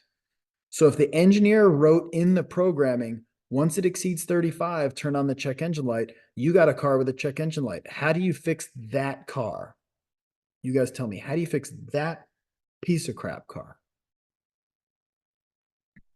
You want to put a torque converter in it? You can. You want to do a valve body? You want to do solenoid? You want to do a new ECU? You want to do a new harness? You want to replace the transmission? You want to replace the transmission one more time just in case? Are you ever going to fix that car? It's normal to see potentially up to 40 RPM of fluctuation with those sensors, but it's setting the code because they wrote the threshold too tight. You understand? So if they wrote the threshold to 35, but they should have written it to 70, how do we fix that? Tech stream. TechStream can't do that though. I mean, you can diagnose it like that, but what it actually needs, it needs the threshold to be bumped from 35 to 70. We can't do that. That's in the programming. The engineers write that and they put it into code and they upload it as software. If that's the issue, if the issue is in fact that they made too tight of a tolerance of 35 and they need to be more inclusive and tolerant of up to 70, that means they have to be reprogrammed. That means we have to actually have the engineers write a new software program, and then they have to put it on TIS or put it anywhere so that you may have a car that comes in with that DTC set, torque converter performance, and you're like, oh, I'm going to diagnose this. Oh, wait, you skipped checking for TSBs. You check for TSBs, it says, hey, if you have this code set, look for this software update. Look for this ECU reprogram or reflash. It will fix your code for torque converter performance. Now you have to understand exactly why it will fix it. It's because they should have run it up to 70 RPM, but instead they ran 35, and the factory programming, you put the new programming in and it bumps it up to 70. Check engine light's gone. It's now operating the same, but it's not setting the code. Make sense? So it's almost like that code should have never been set, but it was set because they made the tolerances too tight. Okay. So just a really good side lesson right there as to part of your diagnosis. You need to be able to look at some of these numbers. And sometimes in the DTC, in fact, pretty much all the time in the DTC description, it'll tell you how much slippage is allowed, what the threshold is before it sets the code. So you want to be like MDT level, you got to know more than just, oh, it set a code, let me replace the part. Yeah. All right, cool. So if it's TCC slippage is greater than spec, it could be, electrical, it could be hydraulic. There's a bunch of stuff we might have to do. This was a little bit lame to go ahead and check. Like, you could check the resistance of that solenoid. Remember, I gave you guys a lesson last week about checking solenoid resistance. You could drop the pan and you could check that solenoid resistance to see if its solenoid circuit's open. But what's actually kind of smart right here, this is the harness coming out of the transmission. If you can find out which pins go to the torque converter clutch solenoid, you can actually check it right then and there, and you didn't have to pull the pan off or anything. So if all you want to do is check solenoid resistance, you can do that without getting too invasive. You're going to do that stuff, by the way, coming up in a couple weeks on the transmission diag, maybe even next week. And then additionally, if you want to see if the computer, we'll just say, let's say the TCM, transmission control module, is sending 12 volts in ground, you can probe it at this connector. I'd probably back probe it. This is just for demo. You don't jam them in the front. That's front probing. We aren't going to, if you're going to front probe, you're going to do it with like a couple strands of wire really delicately. You better not rod those suckers and pop it up in there. You know what I'm saying? And so we can check for 12 volts in ground. If you wanted to check duty cycle, tell me what you do. Use the meter. You could use the meter, by the way. A lot of times the meter will do a duty cycle percentage, but if you really wanted to see the waveform, you're going to do the same thing, except you're going to back probe it, and you're going to use oscilloscope, probably picoscope. Cool. So we could do all that, and we could do a lot of that from the connector. We don't have to necessarily have the pan off. right? That's something I should have learned on that Jeep I told you guys about last week. I could have checked his shift solenoids at the connector without even dropping the pan. I could have done the diagnosis at their house in the driveway. But it's just to show you, I'm not the smartest dude. I have learned a lot.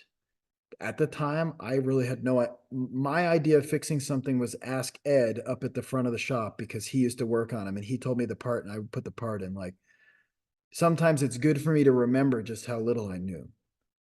And I probably don't know more than I know, but I know a lot more than I did. How's that for a word salad today? So you guys just, if some of this is going over your head, don't even be really that stressed out. Take what I'm saying and continue to try to process it. How are you going to do the diagnosis? You got to understand how the system works and you'll learn and learn and learn. And then next thing you know, you'll be like, with practical application, working in the shop, right? Just studying isn't going to do it. I'm sorry. You could pay all the tuition you want. If you don't actually go do this work, you're never really going to know your stuff. But if you're studying hard and you're doing the work and you're putting in a lot of effort, I've put in no shortage of effort. I know you're going to get there. If only I knew then what I know now, I could have had that thing diagnosed so much more efficiently, much better, but didn't know. All right, continuing. So we could do a lot of diagnosis with the scan tool as far as watching live data. Engine RPM would be a good one to reference. Transmission input shaft speed would be a good one to reference for torque converter diagnosis. Cool. And then you could also go straight to the torque converter solenoid, but that means you see this has ATF all over it. We're in the valve body now. That means you pulled the pan. Technically, if you measure it on the outside, you're measuring the harness and the solenoid. The reason that's good enough for me is because if I measure an open between the harness and the solenoid and the other end of the harness, I'm like, okay, the open is inside the transmission. It's either the harness or it's the torque converter solenoid. I'm going to probably sell them the torque converter solenoid. And if I get in the harness is messed up, I'll deal with it at that point.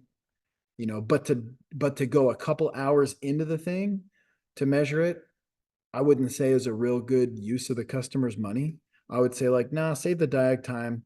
You know, I'll do it for 2 hours less and I'll tell you if it's the harness. I'll tell you if it's outside the transmission or inside. And if it's inside, it could be the harness or the torque converter clutch. You got to be okay with replacing both. But if I get in there and the harness is good, I won't replace it. Unless they want to. Maybe they want to. Maybe they're worried about it because while I'm in there type of thing. You see what I'm saying? So think about it logically. There are ways to test a solenoid by jumping 12 volts and ground to it. Sometimes you can even buy a duty cycle generator and have it duty cycle, but generally it's not, you know, we don't usually have to get into that much detail.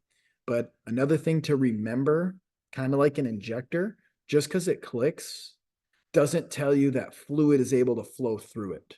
So kind of what they're saying here is like to jump it and then also blow air through the solenoid. So if it's no power, no air should go. And then if you 12 volt it, it should go.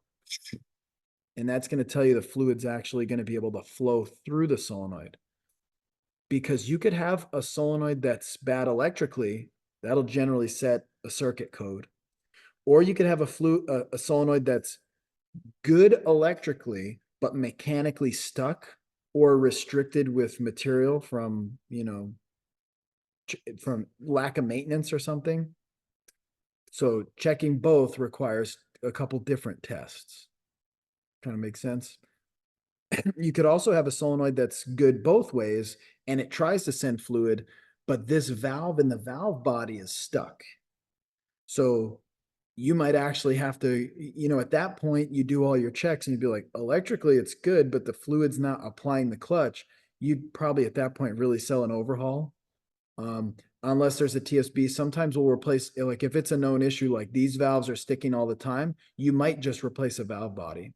A valve body might be what it takes to fix a torque converter clutch issue, right? Because the solenoid controls the fluid, but the fluid really just moves the valve, and then the valve controls the big fluid that actually applies the TCC, the torque converter clutch, right? So getting in there, and then if you were like, this is not for the technician, this has some stuff that the technicians don't do, but this is a very thorough presentation on torque converters. if you were checking the torque converter and you found out it had a fluid issue, the good big transmission overhaulers will have pressure tests where you can actually pressure test a port in the valve body.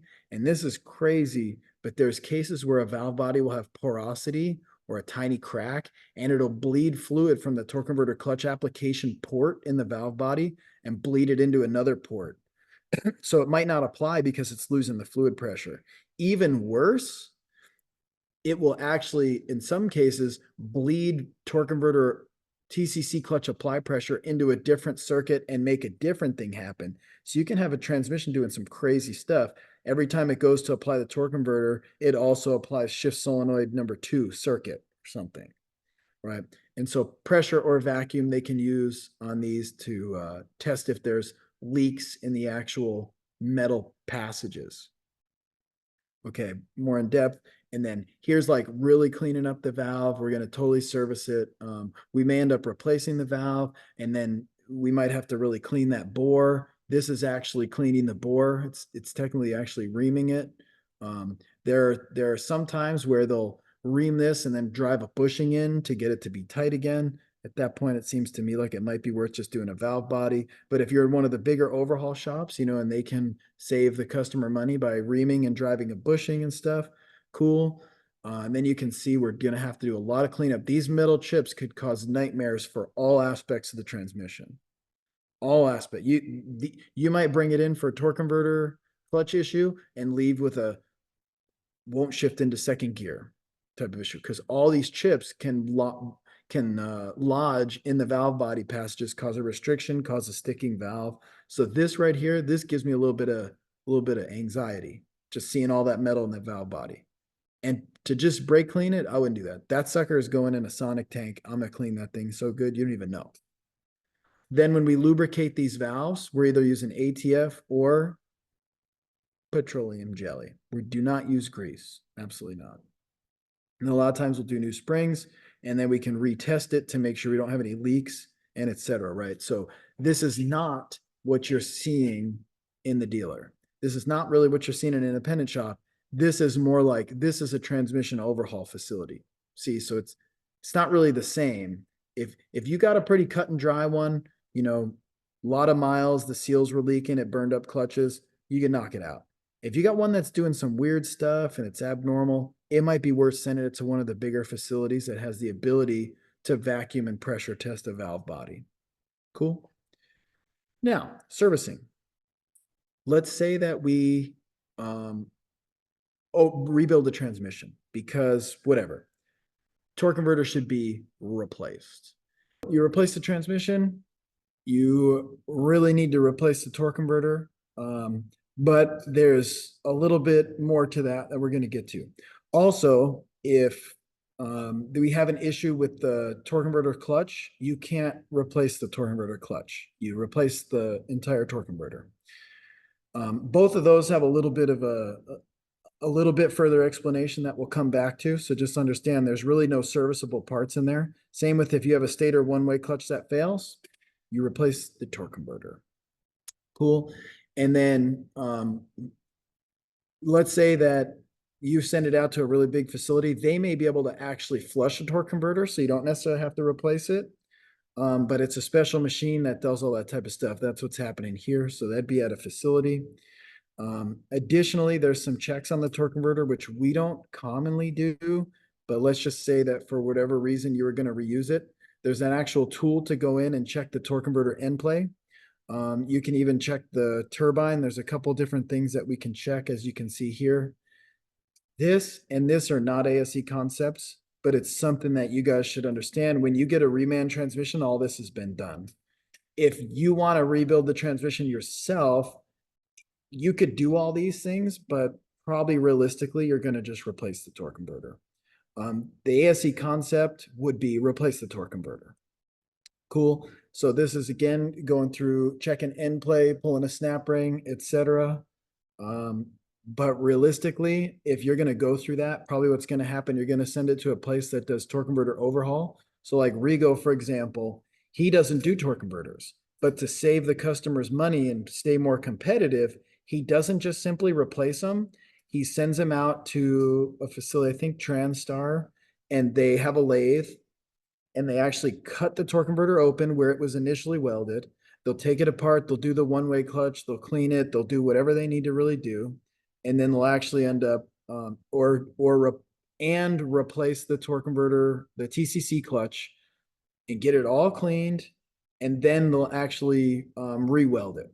Right. So they can basically refurbish a torque converter, but that would be a very special procedure. So it's really only going to be like, you know, like a major transmission shop that does that, or a vendor that provides that service for a bunch of different transmission shops, like a subcontractor kind of thing. It'd be a sublet repair. Cool. So not really an ASE concept, but still good to know. For example, this guy's checking the one-way clutch. You'd have to have the torque converter cut open to check the one-way clutch though. But you'll notice he's spinning it one way and it should lock, and spinning it the other way and it should freewheel. And then you can also take the one-way clutch apart and inspect the rollers or the sprags, depending on which design it is. So the one-way rollers would be kind of like, if it's a sprag, it's going to be a figure 8. This is actually does not look like a sprag to me. This looks like a roller clutch, but I don't actually see the roller. So you guys saw when we did transmissions, you're measuring the shape of the sprag and the size of the sprag, but realistically, the way that we're going to test it as a technician is a road test. So don't underestimate just how many things you're testing when you do a road test. If you go to road test and you are in drive and from a stop, you punch it and it accelerates quickly, you already checked all these sprags and one-way clutches. Because if there was a problem, it wouldn't hold, it would be slipping, and then you'd lose your low-end acceleration. Make sense? This is more for the overhaul facility who didn't get to road test it. That's one of the reasons we fill out on that form what the concerns were. If the concern was low acceleration from a stop, but good power once you're up to operating speed, you know, up to freeway speed, they'd be like, yeah, we really need to look really hard at all these one-way clutch things for the Stator, because that's the symptom it would cause if they were worn. Makes sense? And then cleaning it up, they actually bond the friction material to these. So the friction material comes and they actually bond it to the piston for the torque converter clutch. Kind of interesting. You could tell that's what this dude does all day. Torque converter clutch bonding. He's the torque converter clutch bonding guy, right? And then again, they reassemble it, weld it, and then they balance it. I don't really know how they do a lot of that type of stuff, but that's what they do. You can see quite a bit of it was automated. Okay, now as for diagnosis. You've heard this, I think this is the 4th time.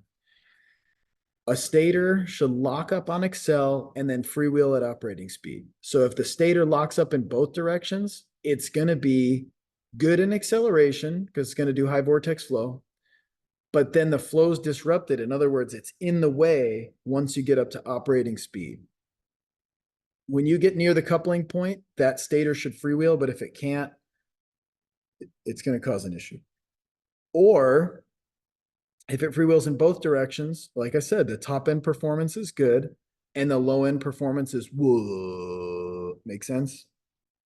It's not gonna accelerate well, but on the freeway, it'll pass people just fine. Cool. Now talk about stall tests. We're gonna add to the rotation of lab activities, the in-car diagnosis, which is stall testing and some pressure testing and things. All right, starting this week. So doing a stall test, what are you testing? You're testing the torque converter, specifically kind of like the Stator, really, the one-way clutch, specific holding devices inside the transmission, engine state of tune. Let me break these down. When you're testing the one-way clutch, if the one-way clutch is freewheeling, that would mean it's not providing torque multiplication. You'll try to gas it and your engine RPM will be low. It'll be sluggish. You'll be standing on the brake pedal and doing wide open throttle, and the engine will be like, and you're like, oh, okay, this engine is not really running the RPMs up high enough. Make sense? That could be a one-way clutch that's slipping. or that could be an engine state of tune. An engine state of tune is a weird way to say lack of power. Okay. If the engine's lacking power because of a misfire, because of low fuel pressure, because of a restricted intake, because of a restricted exhaust like a clogged cat, that's also going to have the engine RPM too low. Makes sense? Because your engine doesn't make enough power to rev up. Kind of the way that you could differentiate between a torque converter one-way clutch slip and an engine state of tune is put it in neutral and slap the gas. If it goes rum, rum, it sounds healthy. It doesn't sound like an engine state of tune. It doesn't sound like a loss of power. Makes sense? So you could do a lot of that diagnosis right there. If the engine sounds healthy, but then you put it in the stall test and the engine slugged out, it's probably because your one-way clutch is slipping on your stator. It's not really common, but it's always on the ASE. Or if you put it in neutral and it's kind of like, you're like, okay, this engine's misfiring. An engine misfire will cause a failed stall test, but it's not because the transmission or because the torque converter, it's because the engine's in a poor state of tune. You need to fix the engine before you can really even address if there's any transmission issues. Make sense? So then you fix the engine. The other way, right? So I just described in your stall test, which looks like this, right? You got the stall test, brakes are on, wheel chocks, you're, if it's too hot, don't overdo it. If it's, don't hold stall for more than 5 seconds. Let it cool off, etc.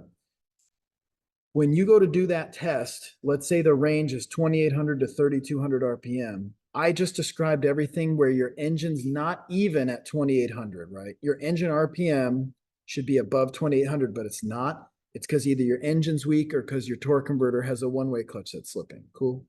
Now I'm going to give it to you the other way. You do a stall test and it should be 2,800 to 3,200, but it's over 3,200. It's like a 3,600 RPMs. That indicates slipping holding devices. So you'd need to look at your shift chart and see what is holding in first. Maybe it's C1 and F1. C1 being the forward clutch and F1 being one-way clutch. When you have the transmission in drive, in first gear, C1 needs to hold and F1 needs to hold. If they don't, your actual input shaft will spin, right? Because C1's slipping, let's just say. Your input shaft should be stopped because C1's tight, but instead your input shaft starts to spin. Your input shaft spinning will make your turbine spin. If your turbine spins, it's going to allow your impeller to spin a little faster, right? Because the reason your stall speed's limited is because your impeller engine side is spinning and it's spinning the fluid, but your turbine is dead stopped. So that really slows the fluid down. So the turbine slowing the fluid down will basically drag your engine RPM down to about 3,200. Make sense? If your turbine starts to spin, your engine will spin up faster. So if your stall test speed is too fast, it's because your transmission's slipping. But what part in your transmission? It's going to be something that's applied in first. Makes sense? So you're not checking your overdrive clutch. Your overdrive clutch isn't engaged in first. You're checking whatever is applied in first. Makes sense? So if you wanted to know if the transmission's slipping, the first gear components are slipping, you could stall test it. Mainly we stall test it really more to check the engine, see if the engine feels healthy. Makes sense? So if you're between 2,800 and 3,200, I made those numbers up. That's a rough spec. You'd have to look it up in service info. But if you're in the range, that means your engine's strong, and that means at least the first gear components are holding. Right? In the ASE, they may ask, a stall test is performed, the RPM is below spec. What's that mean if it's below spec?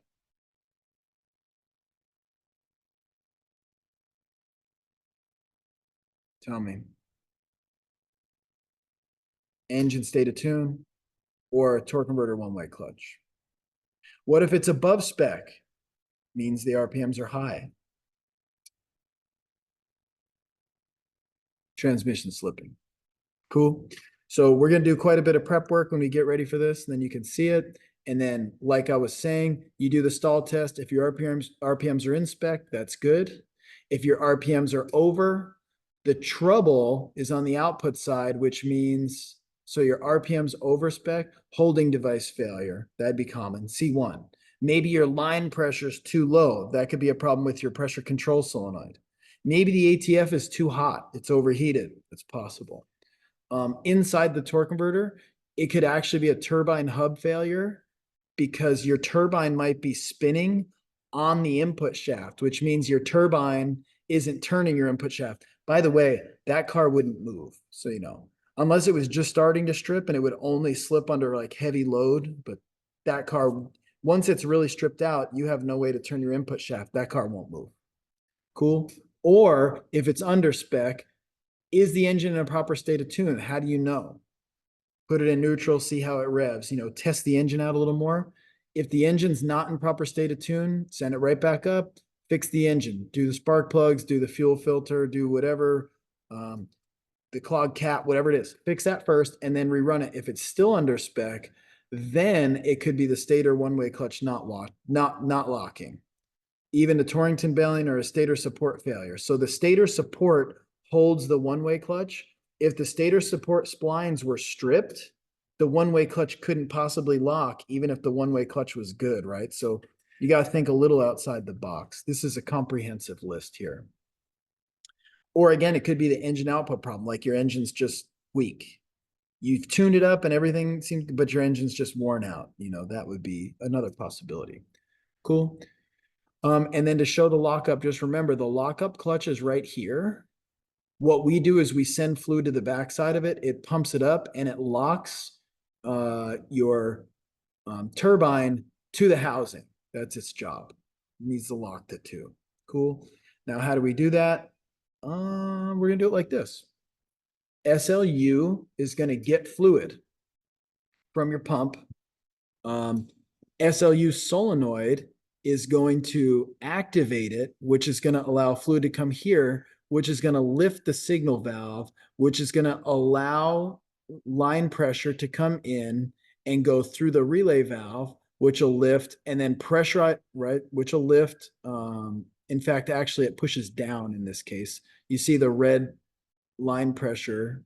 No, the red line pressure would go, let me look. No, red line pressure would go down here, lift the relay valve, and then pressurized fluid, which is really more dedicated for the torque converter, is going to go in yellow, go through, push on the torque converter clutch, apply the torque converter clutch into the turbine and lock it up as one.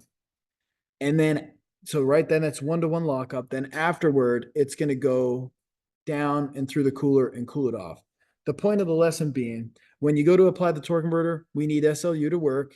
We need a couple different valves to work, and we need fluid to make it there. And a lot of times there's a seal on that shaft because it's got to reach that fluid all the way in the torque converter.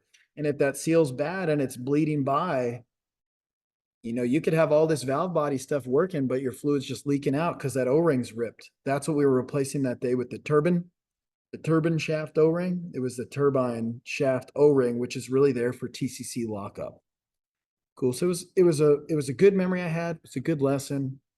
Learn new words and stuff. So when we go to troubleshoot it, remember, it could be the clutch itself. It could be the turbine shaft seal. It could be in the valve body valving. It could technically be any leak anywhere in this apply pressure, or it could be the SLU solenoid, or it could be the wiring to the SLU solenoid. There's a lot of stuff it could be.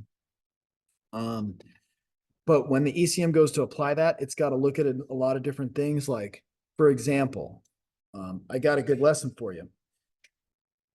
It's going to look at all these as an input. All right. But before I explain these, I'm going to tell you what happened to me. I had a car. It was a Trailblazer. It was when I very first became a line tech. Like, this one was way over my head. I did have A2, you know, I passed, but you know, passing means I know enough to not get myself in trouble, but not to have the experience. I didn't, a lot of these diagnoses were really hard for me. So I get this Trailblazer, and the concern is an intermittent stall.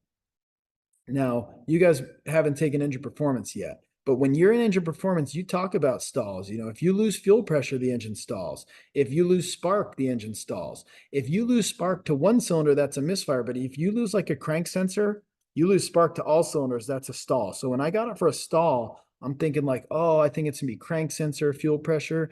I checked the fuel pressure.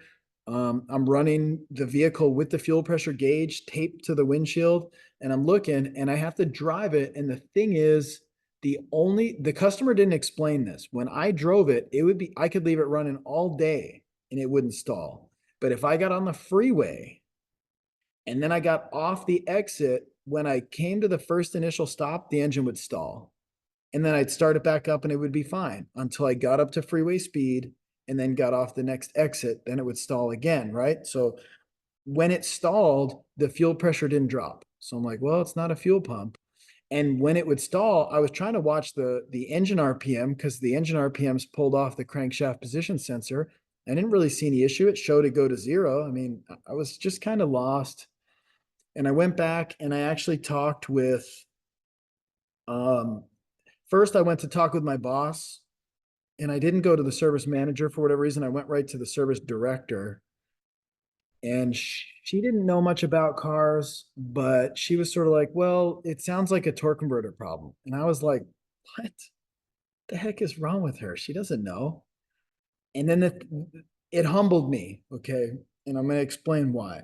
But I just kind of blew that off. And then I ran into the guy who did transmissions, domestic dealer. We had a guy who did transmissions all day. And I was like, hey, I got this torque converter. I mean, I've got this Trailblazer, and when I drive it, it's cool. But like when I get up to freeway speeds and get off the exit, it dies. Fuel pressure's good. I couldn't really see any issues with the crank position sensor. I put it on the picoscope. The crank position sensor reading is good. And he's like, oh, yeah, that's got a bad torque converter solenoid. And I was like, what? You're saying the same thing that the service director just said. Like, what do you mean? How is that going to cause a stall? And then I started to think about it. I'm like, oh, it would. And so that thing had an issue where the torque converter clutch solenoid would stick, right? And so it was kind of weird. When you get up to TCC speed, the torque converter solenoid would come on, it would apply the torque converter clutch, it'd be 1-to-1, everything was chilling, right? But then remember, when you get off the exit, what needs to happen to that torque converter clutch? Because you're slowing down. Your foot's on the brakes. That's what this is saying. If you hit the brakes, that should eliminate the torque converter lockup clutch because you're slowing down. You're going to come to a stop. What happens if it's still applied when you stop? You know it's going to stall, right? If your torque converter clutch is locked up and you stop the rear wheels, it's going to stall your engine out. That's part of the reason why it references your stoplight and your vehicle speed. Cool. Well, this one would stick, so it would apply, but then it would have a hard time releasing. And then when it would die, your transmission fluid pressure would drop to 0, and that would kind of like reset the valve, even though the solenoid was, kind of sticking, it would get everything back to 0. And then the very next time it would stall again. And it come to find out, apparently this was something that was happening a lot, but I didn't know about it. And so looking back, my service director wasn't a genius.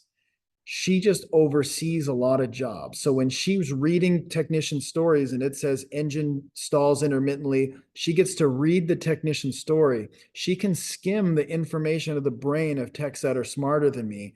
And she doesn't necessarily know how to diagnose it, but she was familiar enough to know, oh, the fact that you get it up to freeway speed and then it dies, but it won't die if you never get up to freeway speed. That sounds like a torque converter. She did. She got me there. She got me pretty good with no ASEs and no hands-on experience. She got me just being familiar. So that one was a really tough lesson for me. I got my butt kicked on that, trying to diagnose it, like picoscope and fuel pressure and checking all this crap.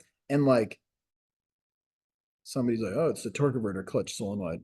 Seriously? So sometimes being really familiar can make a diagnosis job easier. The problem is she didn't have what it took to be an MDT, right? So like she could have fixed that car faster than me. But when the car has a problem that no one's seen before, she can't even touch it. Okay.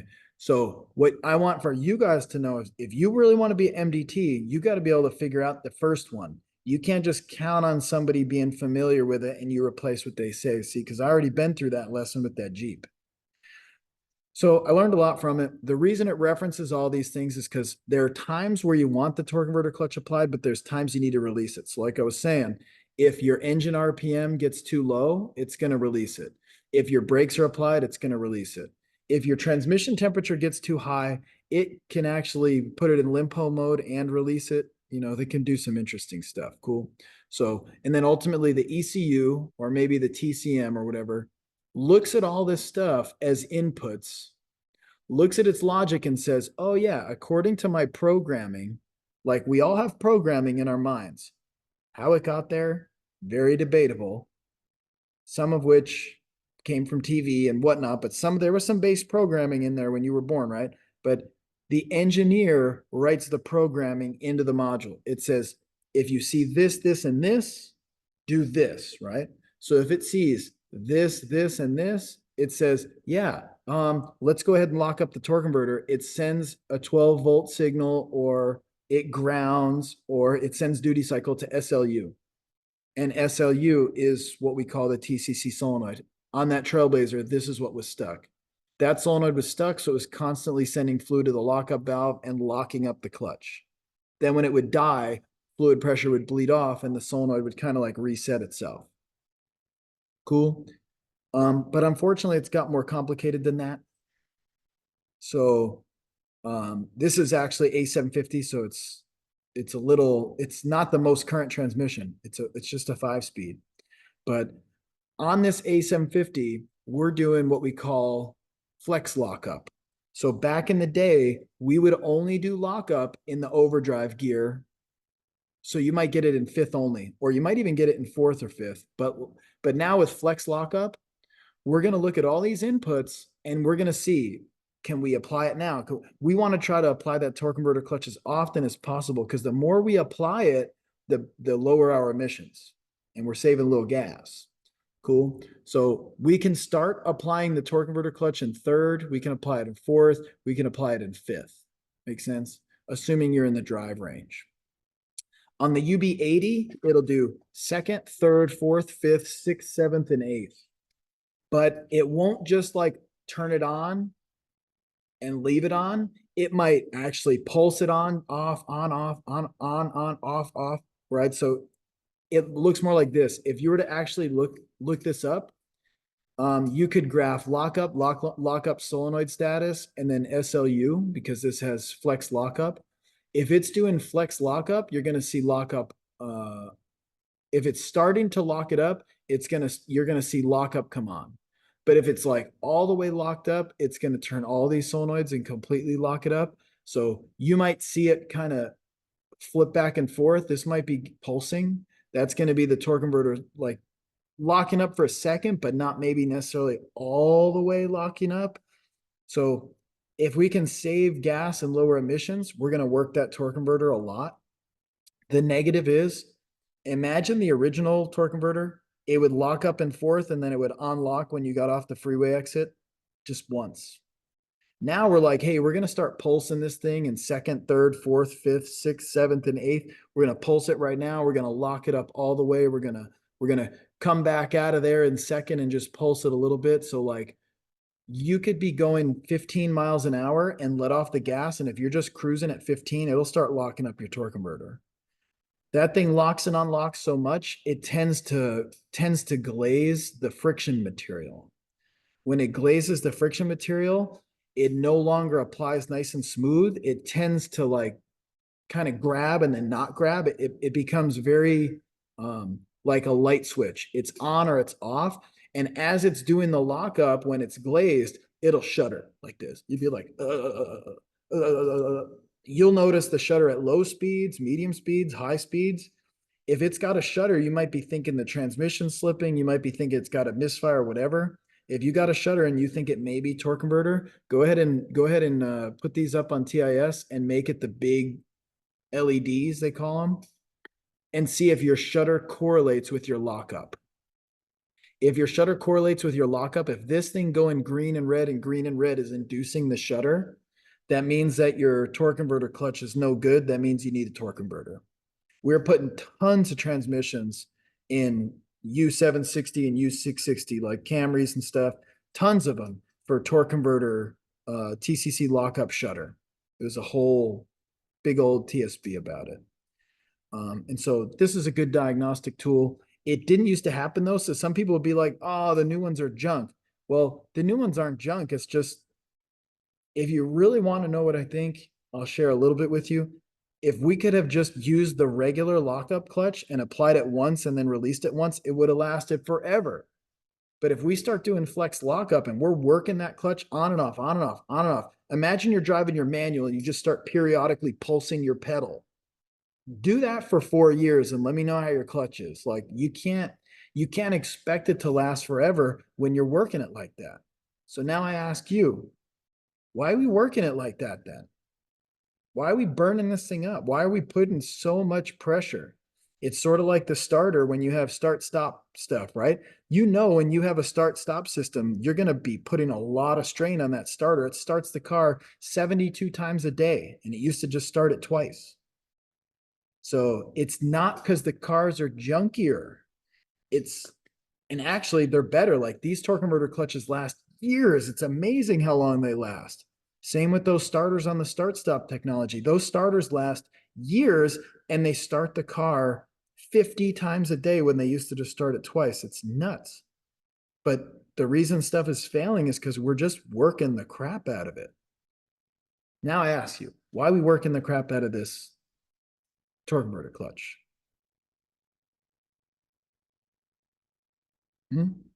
Constantly starting and stopping.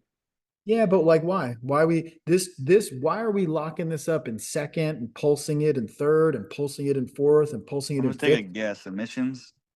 Bingo. Fuel, Yeah, it's always emissions. it is though. I'm just saying, I'm just presenting you the facts. So now the fuel economy is a really good thing. So this will increase fuel economy, but if you increase your fuel economy a few miles per gallon, but then you end up having to pay for the transmission to be R&R'd and get a new torque converter when it's 6 years old, you didn't save any money. So that's sort of where like my beef is a little bit like, I get that we're getting fuel economy out of it, but we're getting fuel economy by having a more expensive system and a system that's going to fail, which is then going to cost the customer more money. So I'd more put it on the emissions thing. Now I think low emissions is smart. I do. So I'm really clear. Low emissions is a good thing, but like at some point you got to wonder at what cost. So you'll have people say like, zero emissions, but are they really understanding how you're going to get to that point? So if you want a low emissions Camry, you're going to work the crap out of that torque converter. And if you're cool with paying $5,000 when the car's 6, 7 years old, then good, then you really support the cause. But most people want to say they support the cause. And then when the car breaks, they want to be like, oh, Toyota, you greedy, evil company. It's sort of like, I promise you, Toyota would not be pulsing the crap out of that lockup clutch if they didn't have to due to government mandate, CAFE regulation, and emissions. Just saying. So don't call the cars junk because I'm going to take issue with that. They're actually pretty impressive.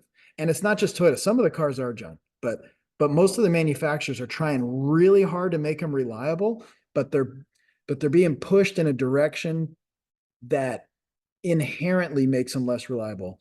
More and more and more components. You got 10 speeds and 8 speeds and flex lockup and then you got to look at a lot of different inputs and you add a lot of stuff. And if you want to talk about heat, that torque converter clutch is coming on and off, on and off, on and off. That's going to make a bunch of heat. And then we got to try to cool it. So now we need a bigger cooler and stuff. So it's just a thing for you guys to know, because customers are going to say some stuff and techs are going to say some stuff. And I want you to at least be sort of prepared for, not just being like a sheep and following the crowd saying, yeah, these things are junk.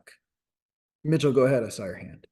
This kind of reminds me of like, I know the 2012 to 2014 Camrys and RAV4s had an issue with torque converters prematurely destroying themselves. This was it. Because of the that lockup issue you were talking about. And my understanding of it is it's basically just a TCM reprogramming and replacing the torque converter to resolve it. All right. Why do you think we're reprogramming the TCM? just to change when it locks up so that it's not doing We're- it when it shouldn't. We're starting to chill it out. Like they came out with, hey, this is going to meet the latest and greatest emission standards. Then they were failing. And see, the crappy part is when they're failing under warranty, the company's like, oh, no, no, no, we need to fix this. But see, once they fail and they're out of warranty, they're kind of like, well, your problem, not mine, right? So these weren't even making it out of warranty. It's absolutely true. There was a million torque converters being done. But to make it so that the torque converter wouldn't again prematurely fail, they chilled out the lockup. They kept doing flex lockup, but not as much flex lockup. So when they initially make a car that goes through like the federal IM 240 testing, it probably needed all of that lockup and more.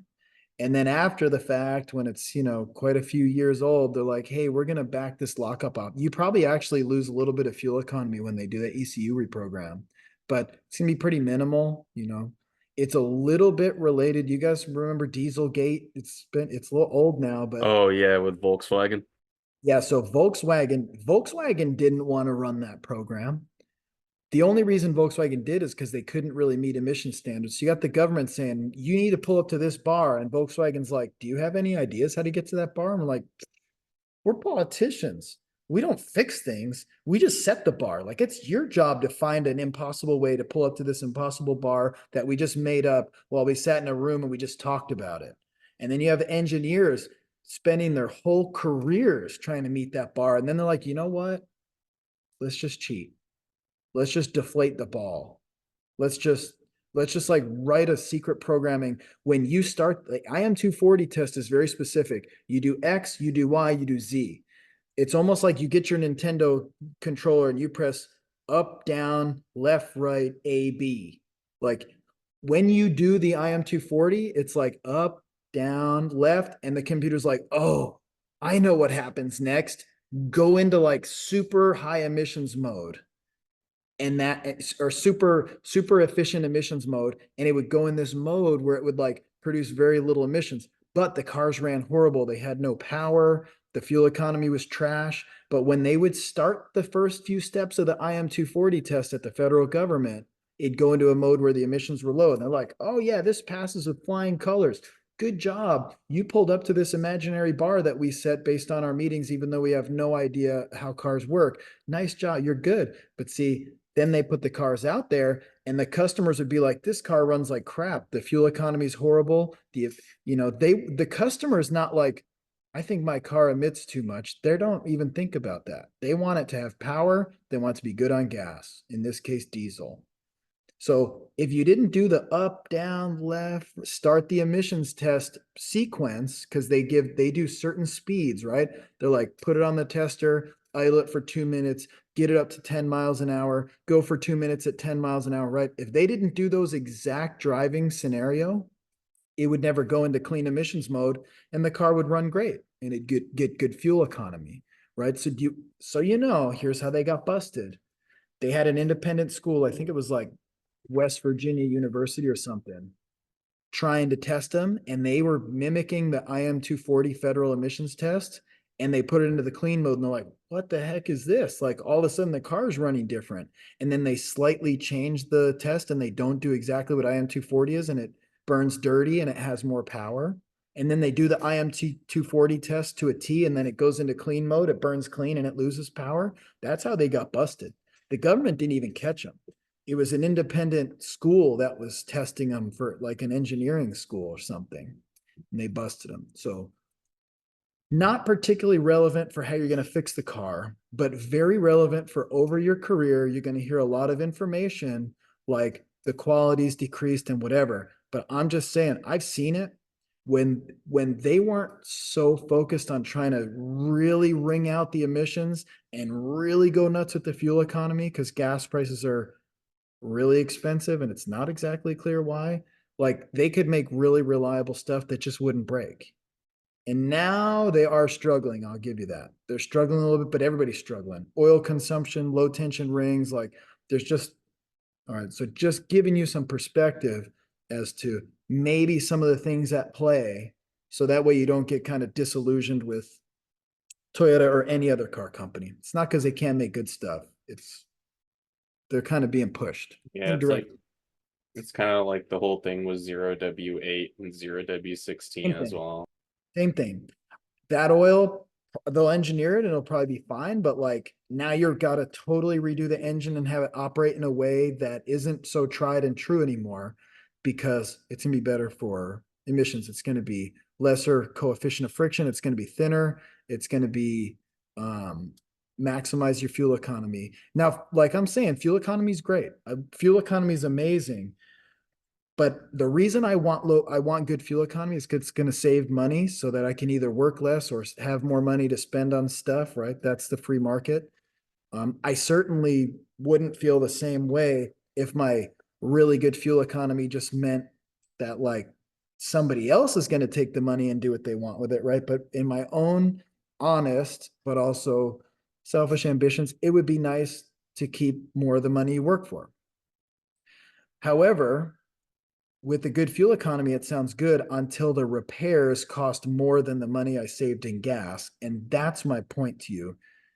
Customers aren't like rioting about, the government's making you make these cars this way. They're more saying like, Toyota, your product is slipping. Like I had a 2002 Camry that last 20 years that had no issues. And now I have a 2018 or maybe a 17 and it's 5 years old and it needs a torque converter. Like what happened? I'm just saying that's the reason. All right. So continuing. Possible symptoms during a road test. And we actually end here just to give you the final closeout. Engine stalls when starting or stopping. We talked about that, right? If it's during a stop, you might suspect a torque converter lockup is stuck. If we had an issue where your torque converter one-way clutch was locked up, that doesn't cause stalling. If your stator was locked up, that doesn't cause stalling. Only your torque converter clutch locked up would cause stalling. How about we had a vehicle that doesn't move in forward or reverse? You could say it's a transmission, but the thing is, the torque converter starts that motion. The torque converter takes the crankshaft motion and it transmits that to the input shaft through the turbine. If you have a problem in your torque converter, for example, your turbine hub, the runner hub is stripped out, it can't turn the input shaft, that car won't move at all. You could sell a transmission and it would actually probably fix it because probably the transmission comes with a new torque converter, remember? But in reality, it might actually just be the torque converter. Though I'll admit, if the torque converter turbine hub is stripped, it probably messed that input shaft up. I will admit. Another thing though, if it doesn't move forward or reverse in any gears, you got to think like, how does the shifter feel? Is the shifter totally sloppy? Because we've had shifters pop off and you're just moving the cable and it's not actually moving the linkage and the manual valve, right? So things to think about. In addition, we've had some cars where you put it in drive or reverse, but a CV axle's broken. If a CV axle's broken, that becomes the path of least resistance and all the torque will go to the CV axle where it's broken, but the other end of it will go to the wheel. It won't spin. All the torque will be spent on the spinning thing. It'll act like the transmission's shot, but it could just be an axle. Something to consider. And then poor acceleration. If it's a torque converter with a one-way clutch on the stator that's slipping, that's going to be poor acceleration from a start, but once you get up to freeway speeds, it'll be ripping, right? Or if you had poor acceleration at all times, freeway speed and acceleration, it actually might be an engine problem. So always when you're diagnosing transmission, remember you could have a problem with an engine poor state of tune, as Toyota calls it. It's a good way to put it. Also, and as we get into transmissions a little bit more, not just torque converters, if your transmission has an issue and it puts it in limpo mode, you might be starting off in like fourth gear. That's going to be sluggish. But when you get up to freeway speed, that's going to feel good. So you're going to be like, oh, it's a stator. But before you assume it's a stator, you got to see is the transmission starting off in the wrong gear. Okay, so scan tool will tell you that. What gear are you in?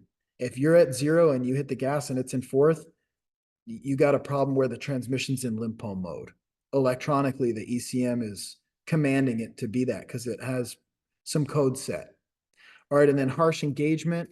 Generally, that's going to be more like a line pressure type of thing. So You got harsh engagement, you could check the line pressure. If the line pressure is out of spec, you're going after the line pressure issue. Torque converters generally won't cause a harsh engagement. All right, so that closes it, but I do want to review. Can you hear me? All right, so you guys, what are we up to right now? Stall test. So first step, we really need to have the car running. You might as well let it get a little bit warmed up, but by the time we actually do this test, it's going to warm up pretty quick. Second thing, you need to know what our target is. So Mario, where are you at? We looked on TIS. You found the spec was, remind me, 2,550 plus or minus 2550, so 2,550 plus or minus 150. So it's 2550 minus 150 is 2,400, right? Yes. 2550 plus 150, 2,700. So we want 2,400, a minimum 2,400, and a maximum 2,700. So we'll do this one real quick, but to know that, you got to be able to see RPM. So Nate, come on over. We'll check this out. In fact, I'll jump on this one real quick. So here you go. We've pulled the speed up. You can see you're about 700. We've also, what do? We wheel chalk a couple of wheels over here. At least one. Looking really good, Kenny. Okay, so that's good for forward, and forward's what we're more concerned about. Okay, so that's good.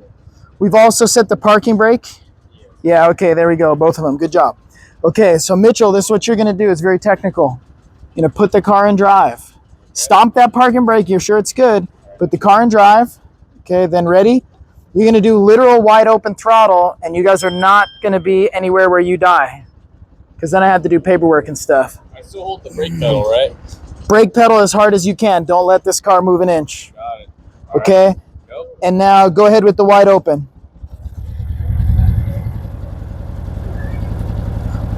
All right, we got like about 1350. It never once cracked 1400 RPM.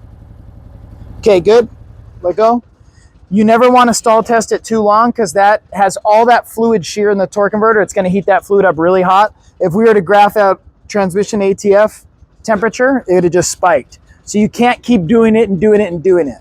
However, that was good. So I'm saying we came up with, let's round up to 1400. Is that in spec? Because we were shooting for like 2550, right? 2450 to 2700. Way under. Let's go ahead and try it in reverse just to be thorough. All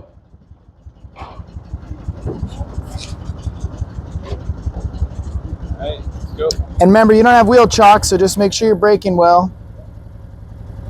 Again, under 1400. Okay, throw it in park, and let's shut this car down. And Nate, you're going to take back over. Okay, so let's discuss. This car was way under spec. Would you agree? Do you recall from the lecture what spec could be? All right, if it was over spec is to me the easiest to explain. If it's over spec, that means that the engine is turning too fast. The engine only turns too fast if the turbine spins too fast, and the turbine only spins too fast if something in the transmission slipping. Okay, so a high number means your transmission slipping. That's just confirming. But what is slipping? Well, we don't know. We just know in first gear, right? Because you put it in drive. If it's too high in first gear, that means something that's applied in first gear would be slipping if the RPMs were too high. If he did it in reverse and it were to be in spec but slipping in forward, that means it's something in first but not something in reverse. Or the other way, if it's too high in reverse but normal in forward, that would mean it's a holding component in reverse. So let's just say, I don't actually even remember what transmission's in this, but let's just say it has a reverse clutch, and let's just say it has like a forward clutch. If it was high in reverse, maybe it's our reverse clutch, but maybe it's low fluid pressure. If it was low fluid pressure, when would it slip, reverse or forward? All the time. Both, exactly. So if we had a high number in both, you know, we might be more looking at like maybe our line pressure, right? So line pressure's next week's lesson. We'll actually put a gauge on this and measure the line pressure. Everybody good on too high RPM on a generally speaking on a stall test? There's a couple other things. All right, but this one is too low. We're supposed to have, let's just make a round number, 2,500 RPM or so, right? 24 to 27. We had 1380, I think was the highest I saw. What do you think the possibilities are? Come on, keep thinking, keep thinking. We could actually have a defective stator, by the way. Remember the stator? If the stator's freewheeling, remember when the stator's locked, it pre-spirals the fluid for the turbine, for the impeller, and it makes the impeller's job easier. That would help us get up to that 25, 26, 2700. So it could actually be a stator. If it's a stator, one of the ways we diagnose it, we go drive this car. If it's very sluggish around town, but on the freeway it's full speed, it might be a stator. The other thing is, on the presentation, you remember there was a term we used? It wasn't called misfire, but you're right. Toyota calls it something. Engine state of tune, exactly. So meaning like, it's not that the engine hasn't been tuned by, you know, a Japanese drifter. It means like the engine is not running properly. Did you hear how this engine sounded? Yeah. What did you guys think? This engine is not running well. If you have an engine that's a 4-cylinder and it's only running on 3, your transmission's not going to really function right. Make sense? Your stall test is low. Your shift points are probably going to be off. Sometimes your shifts are going to be delayed. Sometimes they might be hard because you're having to give it more throttle to get it moving, which means the transmission's saying, oh, you're like wide open throttle all the time. Let's firm up the shifts. And so if a customer comes with transmission concerns, we really can't do much transmission diagnosis until the engine's in a proper state of tune. So we may need to repair this misfire. The old days, it was do a tune-up. You do a tune-up, adjust the carburetor, do the spark plugs, maybe set the timing stuff. So it's a little different, but it's still a state of tune.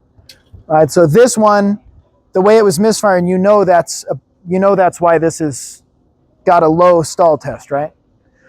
All right, so go ahead, let's pause because we're going to transition to this. All right, so now we're in the, do you remember what year this is? 2021? 2021 GX 460. What was our spec? It was 2300 plus or minus 2. Okay, so we should really be 2100 to 2500 RPM. Okay.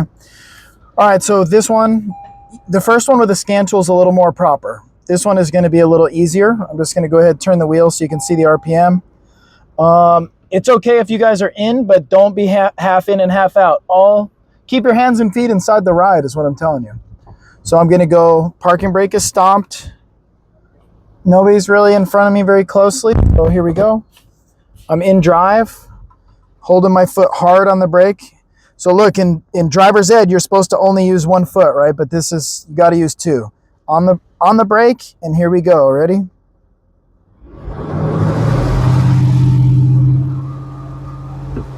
All right, so I got 2,000. That's all I'm getting.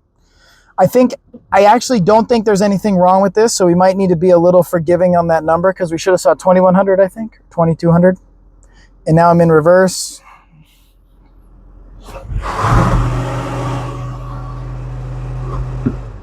We'll do drive one more time.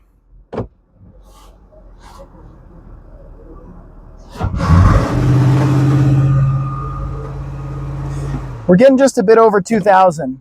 So I'm a little surprised. Technically it's under spec, but really I think this one's good. See, so that one's under spec like by a lot. This one's under spec by a little. We might have to let it sit here and run a little bit longer. Probably has old gas in it. We could probably make some excuses for it.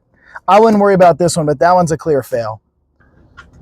Nate, what was your question? Why would you do this test basically? Yeah, what would the customer say? All right, so if a customer came in and they said, I think my transmission's slipping, the stall test will tell you a lot, right? If the stall test numbers are too high, that transmission's slipping.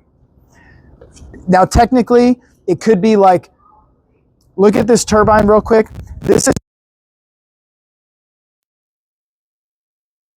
here should be stopped.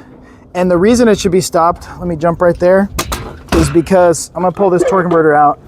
You got a really good question. This turbine should be stopped because your wheels are on the brakes, your brakes are holding the output shaft, your clutches should be holding the different planetary components, and ultimately all those clutches should be holding this input shaft right here. So if for some reason this input shaft is allowed to spin, this turbine will be allowed to spin, and that'll actually let the fluid move more, and that'll let your RPM go up. Make sense?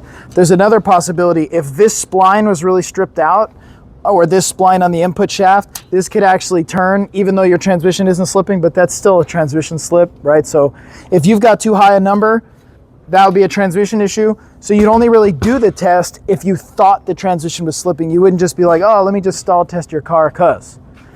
The other reason you may do a stall test is if they have a transmission concern and you're trying to determine whether it's engine or transmission. So if you do a stall test and the stall numbers are too low, it tells you it's weak engine, it's a poor state of tune.